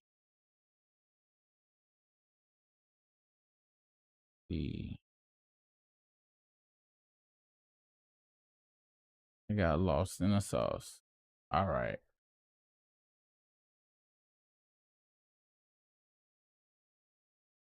So singular, then okay, this is just different locations, I guess. Atlanta, sale, these is numbers. The sale service. You know who would really be good? I hope they looking through this. If the Ville was going through this, that'd be so dope. Cause they plug stuff together. So I don't know what any of this stuff is. It references singular mode. Maybe he opened singular. This is same as abuse. It might be a different word. So these are all from early 2000. And what are these redactions? So these ain't pictures, like photo pictures. So express checkout, no lines, no waiting. Thank you for staying at the Grand Hyatt Hotel. So it's a hotel receipt.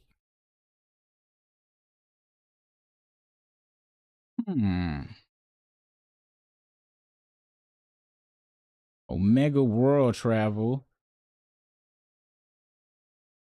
See why Trump kept talking about airline tickets and car rental prices being low? Because this is what the fuck they be doing. So all this redacted. This is from 2007. See, Epstein's acting. Was he using acting as a front to get to the children? About to die.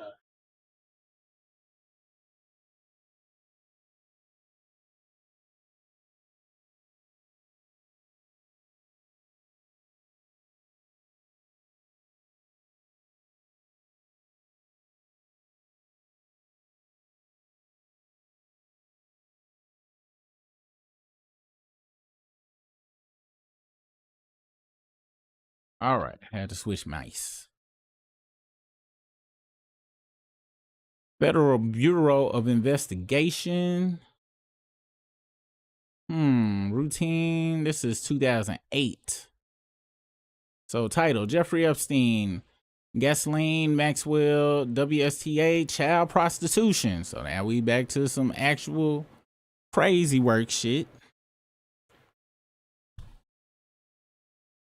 Lead set to let Canberra, covered by Sydney sub office. Details, reference Miami EC directed Legat Canberra to deliver the enclosed USAO letters to Miss Redacted. Sydney sub office delivered the letter to the Australian Federal Police. So this is some international shit.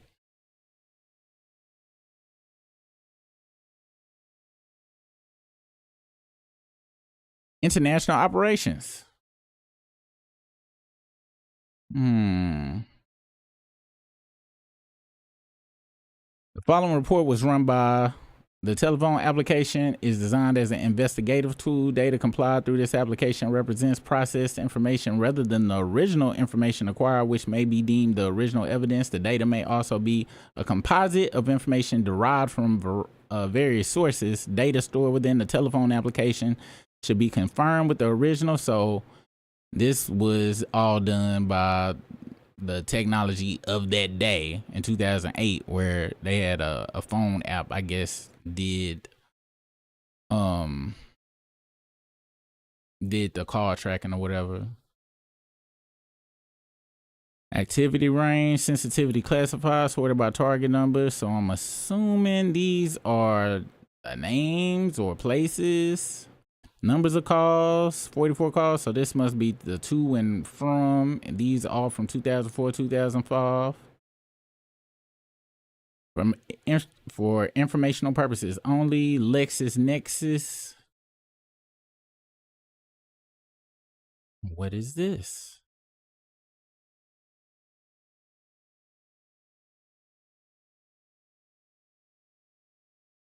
This is the federal, this is the FBI.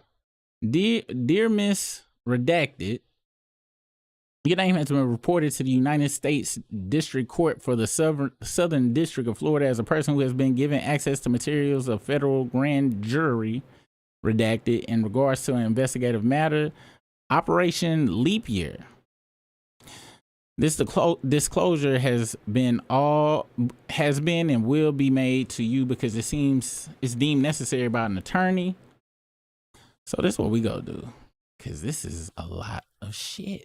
We about to go back to CBS real quick, or CNN. Let's see, Epstein.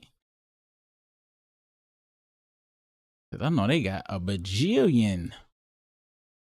Who is doing this live?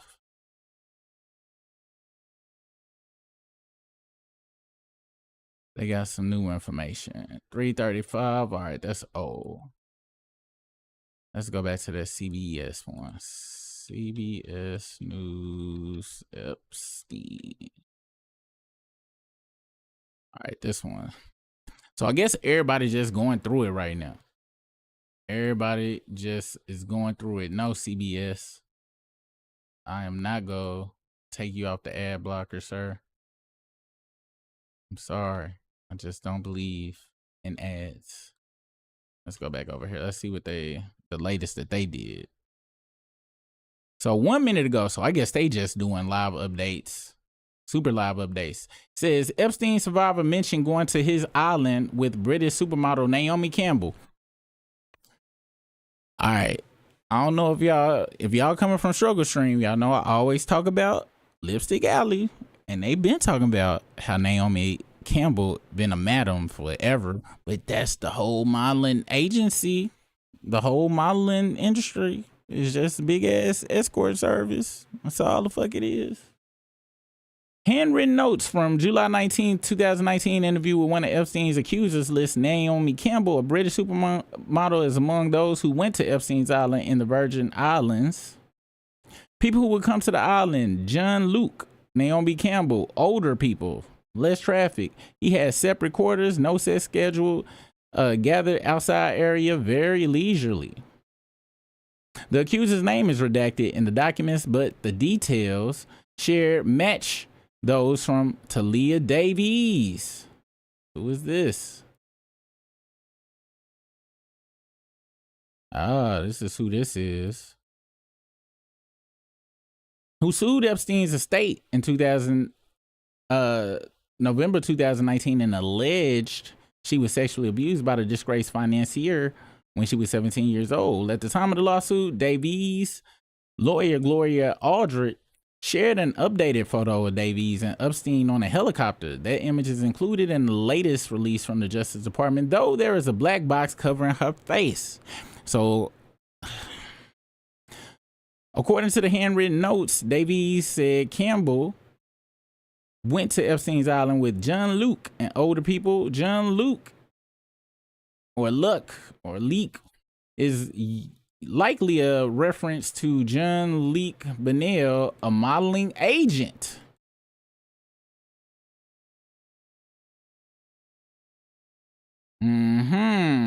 Oh, and this is from the Australian.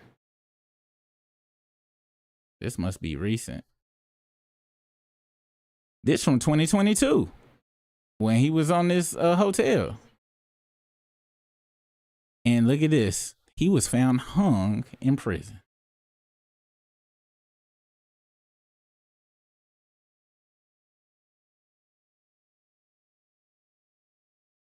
Hold on, y'all can't hear that, can you?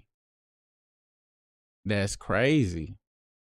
That is crazy. So motherfuckers is taking themselves out left and right. The 75-year-old or getting took out left and right.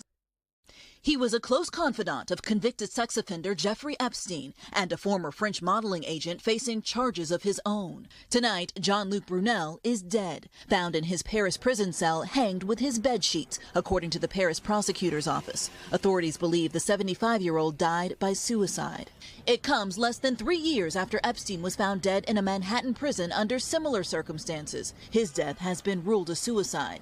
Brunel was awaiting trial after several former models accused him of rape and sexual harassment when they were minors. What he was accused of in the context of his relationship with Jeffrey Epstein was using his position as a modeling scout to lure women to be abused by Epstein and by himself. In a statement, Brunel's lawyers maintained their client's innocence, writing in part, his decision was not driven by guilt, but by a deep sense of injustice. It's the latest twist in the sprawling saga of Jeffrey Epstein, coming just days after Prince Andrew, another Epstein associate, settled a sexual abuse lawsuit against him without admitting wrongdoing. And in December, Ghislaine Maxwell was convicted of luring young girls to be abused by Epstein. She has requested a new trial.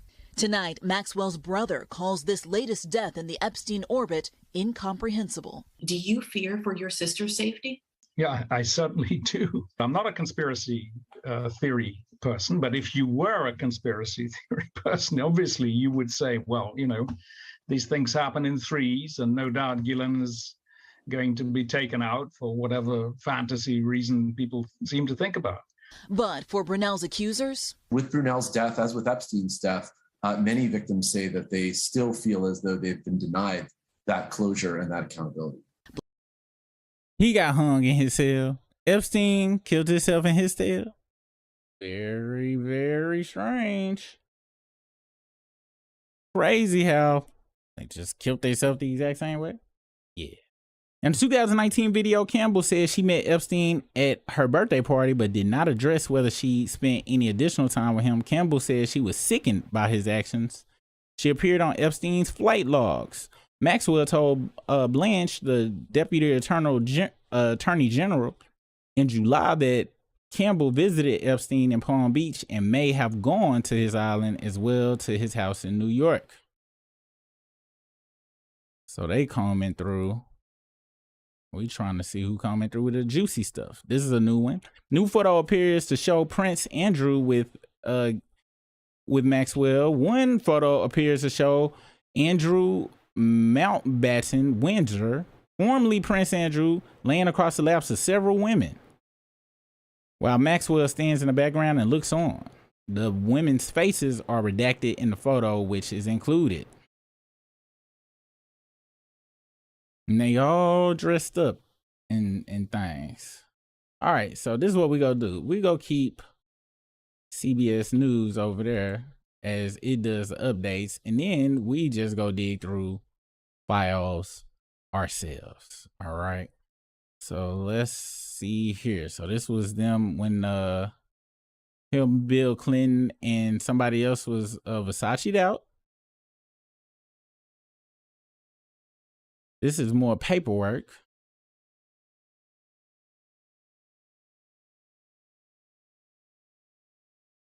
And the names of these people are redacted.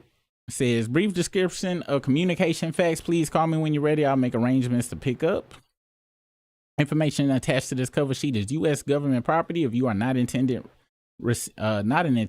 recipient of this information, disclosure, reproduction, distribution, or use of this information is prohibited, please notify the originator or the local FBI office immediately to arrange proper disposition. Subpoena should read as the other credit card GJ subpoenas. Please incorporate the following statement. Any and all records which stay held jointly or individually for the entity associated with redacted, and the following names redacted: Jeffrey Epstein and redacted. Please include the various names of others.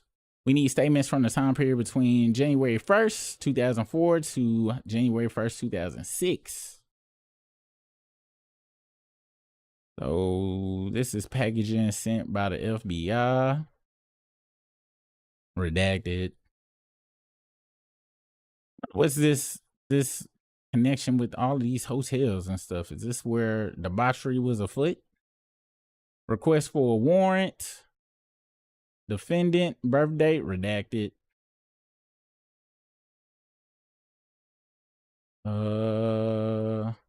Redacted. It's 2004 or 9. And everything gets rejected. This is Palm Beach. And these whole pages redacted. What the hell is that?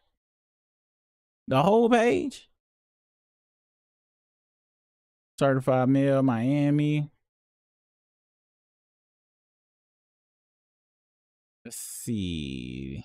This is property receipt attached as Exhibit A regarding the investigation of Jeffrey Epstein pertaining to the incident by the Palm Beach County Grand Jury issued on July 19, 2006. This request includes copies of every document related to the above matters, regardless of the format in which the information was stored or whether it is currently in your possession or in your storage. If you refuse to provide this information, Chapter 119 of the Florida statute requires you advise me in writing and indicate the applicable exemption to the Public Records Act. Also please state with particularity the reasons of your decision as required by section 119.072. If the exemptions you are claiming only applies to the portion of the records, please delete that portion and provide photocopies of the remainders of the records according to section 119.072. I reserve the right to appeal your decision to withhold any information. I would appreciate that you provide me this information as required by statute by no later than September 5th, 2008. If you have any questions or need additional information to expedite this request, please call me. That's the paralegal. This is the Palm Beach Police Department. It says phone message book. I guess they found that in the kitchen. Phone message book. File folders, shredded papers. Oh, this is all the stuff I guess they found when they got a warrant. Photos from the office. Received by redacted. The officer by whom this redacted do swear that the above contains a true redacted.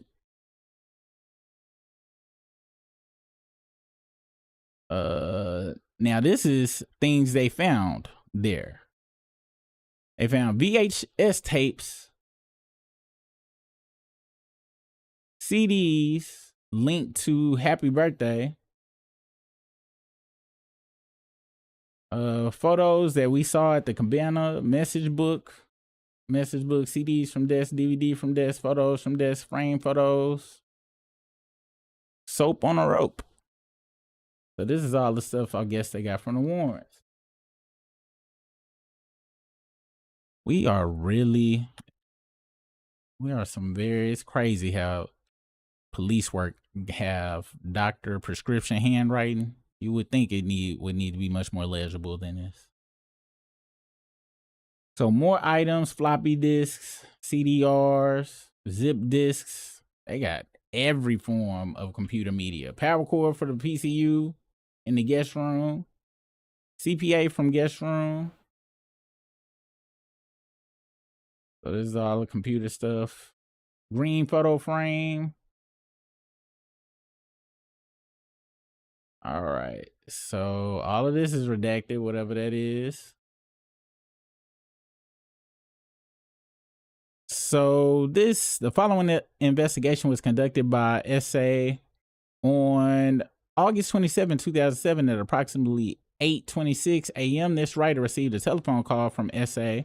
SA redacted is advised that they just been notified that Jeffrey Epstein's private plane bearing tail number N909JE was due to take off from St. Thomas Airport, Cyril E. King Airport within the next 5 minutes. This writer advised SA redacted he would make some phone calls to see if he could have the flight delayed while he responded to the airport. At approximately 8:27 a.m., this writer then contacted redacted Federal Security Director, U.S. Department of Homeland Security, United States Virgin Islands. So there's a bunch of organizations and a specific person. This writer asked if there was any way to delay the flight from taking off due to the possibility that the flight bearing targets of interest in the criminal investigation of that flight bearing targets. So I guess the folks trying to catch them from leaving. Redacted advised the only way he could delay a flight is if there was a threat to the safety of the flight. This writer informed Duffy this case did not meet that criteria. Redacted then provided this writer with the phone number to the air traffic control. This writer then contacted air traffic control or redacted and spoke with redacted, the code name used by the individual working at the tower. I identified myself to redacted and asked him the status of the flight for redacted. Redacted advised the plane had filed a flight plan that showed estimated departure as being 4 minutes prior to our conversation. Redacted advised the plane was still processing through customs at this time. I asked Redacted if they had the capability of delaying the flight due to the plane possibly transporting targets of interest in a criminal investigation. Redacted advised he could delay the flight a few minutes by informing the pilot of our approach should the pilot request permissions to take off prior to my arrival.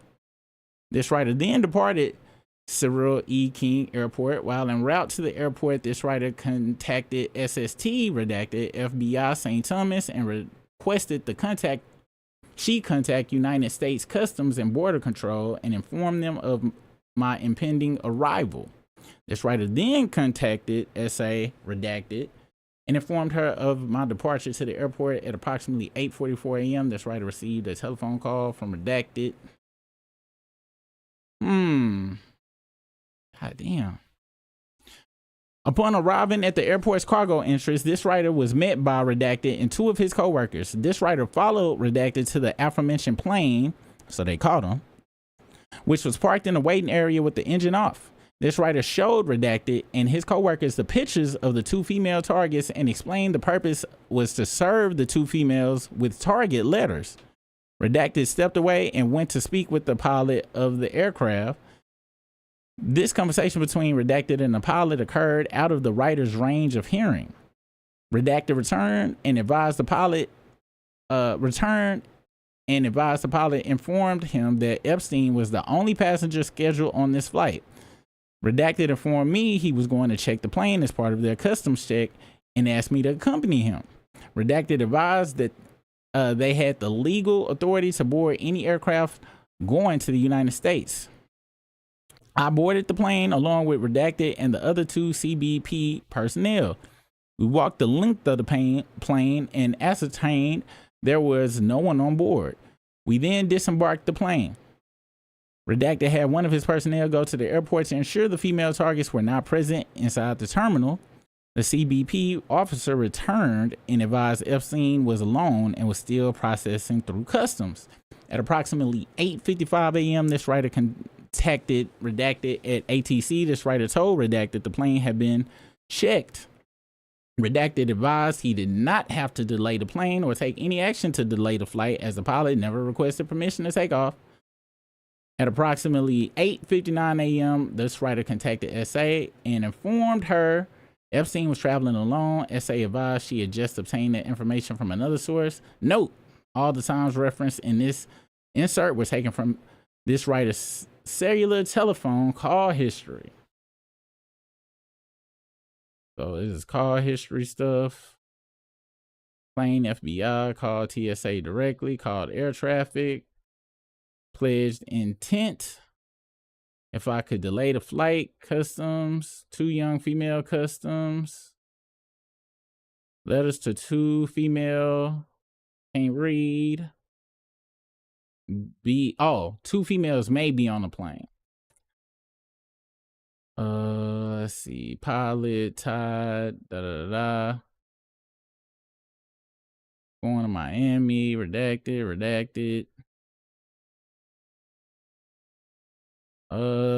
Jeffrey Epstein, defendant, agreed order correcting servicer's error. This matter came before the court upon agreement of Jack A. Goldberger,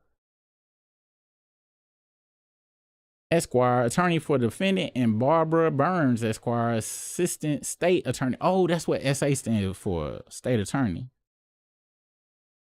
So I'm assuming this, if SA Barbara Burns was the SA that they redacted the other times. And the court, being otherwise fully appraised of the facts and circumstances therein, it is hereby ordered and adjudged that the order of community control is corrected to delete special condition number 26, supervision by DOC by means of an electric monitoring device or system, and special condition 27, electronic monitoring.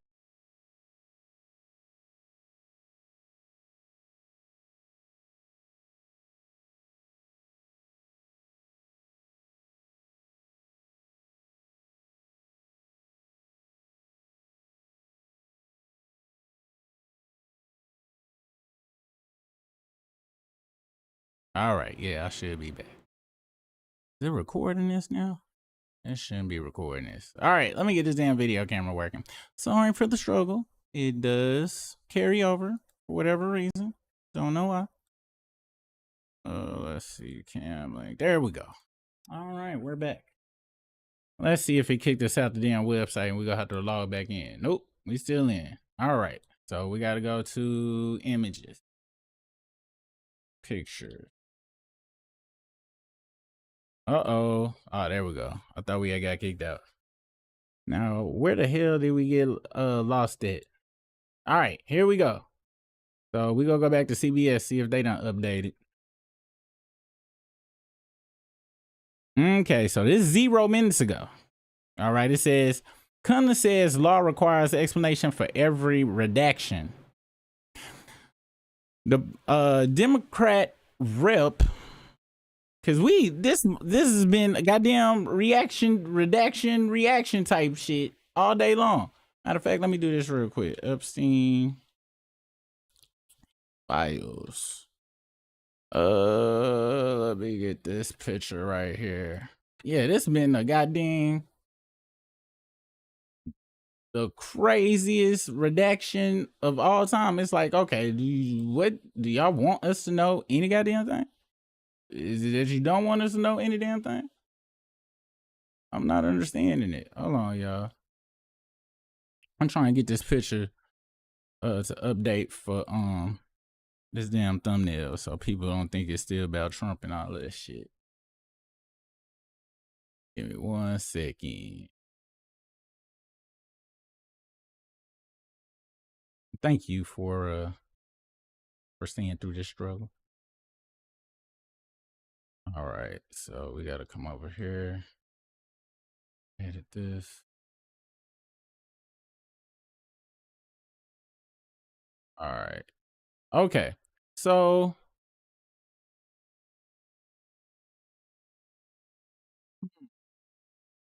Well, isn't that strange? All right, here we go.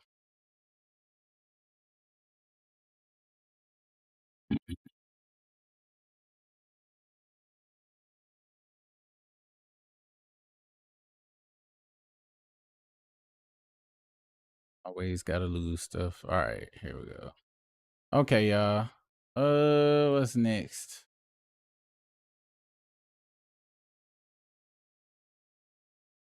We got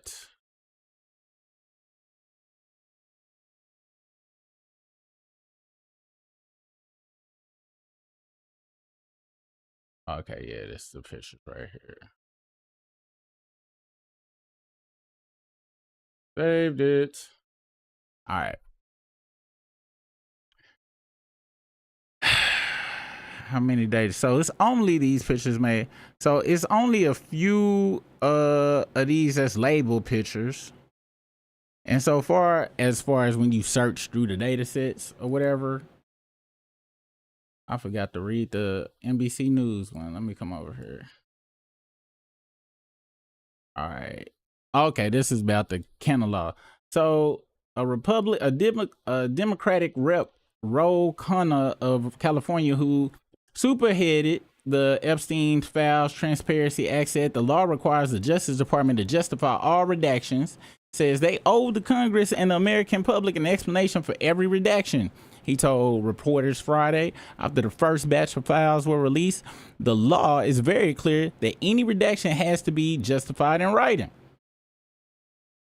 Khanna said he and Republican Rep Thomas Massey of Kentucky are looking at all legal options to ensure that the Justice Department complies, including holding people in inherent contempt, recommending people for prosecution, recommending impeachment, or private lawsuits.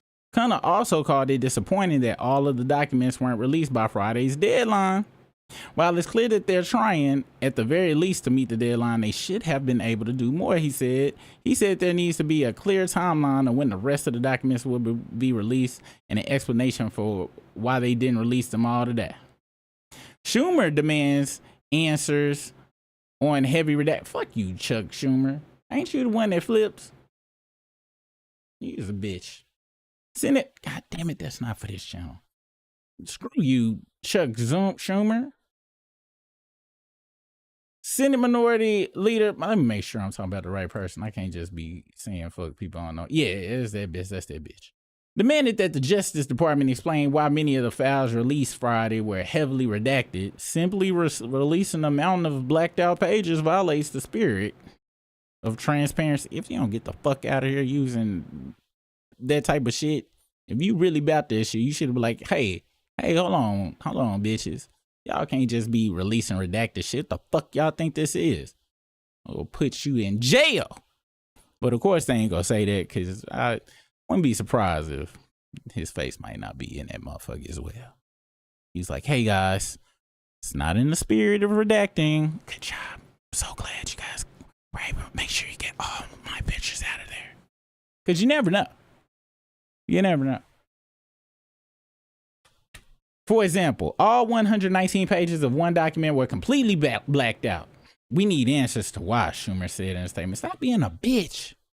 We already know you ain't trustworthy, but at least try to act better. Act like you upset or shit need to be done for real. At least this person has some type of shit talking about people he recommended impeachment. But if you go have us believe in this show and pony show y'all be putting on, do a better job. We will pursue every option to make sure the truth comes out. Any goddamn way. What the hell do y'all think about this bullshittery? Because y'all know how I feel about it. We had already talked about how we didn't think that any truth or reality or shit that could get anybody in trouble for real was going to be put on display. And as we can see, they playing with everybody and their mama. They playing with all of us, like Bill Clinton was playing with the back of Donald Trump's head when he was giving that deep throat. And they ain't gonna show them pictures because Putin got it on his laptop. waiting to do his dirty work, and it's time to really put us to shame as a country. Let's see. The first thing the devil does is make you believe he doesn't exist. Yeah, y'all know how it be with the struggle and shit. Yeah, this is some bullshit. This is some bullshit. This is what I'm gonna do, because I gotta get ready for the damn struggle stream, y'all. We just go keep an eye. Maybe somebody finds some other shit. They ain't even got the majority of them. And it's crazy how they just giving them all the time in the world to continue to redact. I don't even think I was given this much grace in school on a goddamn book report that I ended up not writing any damn way. They treating this shit like it is a 11th grade assignment. Not no big legal thing or nothing. Because this is all a big ass charade. We talked about it on this channel. We were never. You know how they say never say never? We were never, ever going to get them damn files unredacted. Wasn't going to happen. Isn't going to happen. Y'all seen, if y'all been here, the whole ass pages black. Just glad it wasn't no black faces. And now I'm pretty sure, I'm 100% sure it is probably not no black faces, because they would have put the black people out first, for sure. Probably, if we get anything unredacted, it's going to be black people or another minority set, for sure. For sure. But if we don't get, if no unredacted photos come out at all, then at least we can hold on to that, because we got a good record on not having no school shooters. That one motherfucker, that DC shooter motherfucker on the overpass with his little boyfriend and shit, he fucked us up on the just random shooter people. But we got a pretty good record on other shit, so that's the only good thing that kind of comes out of it. Look, I look for the silver linings, okay? We live in the USA. It's a land of corruption. The fuck else was people expecting? However, it's gonna be good for the algorithm. So yeah, you guys let me know what you think in the comments. Anybody that watches the struggle stream, please see if you're over there in a few. And I hope that this freeze does not occur tonight, because it would suck. All right, guys. See you guys in a little bit. Thanks for hanging out with me. Peace out.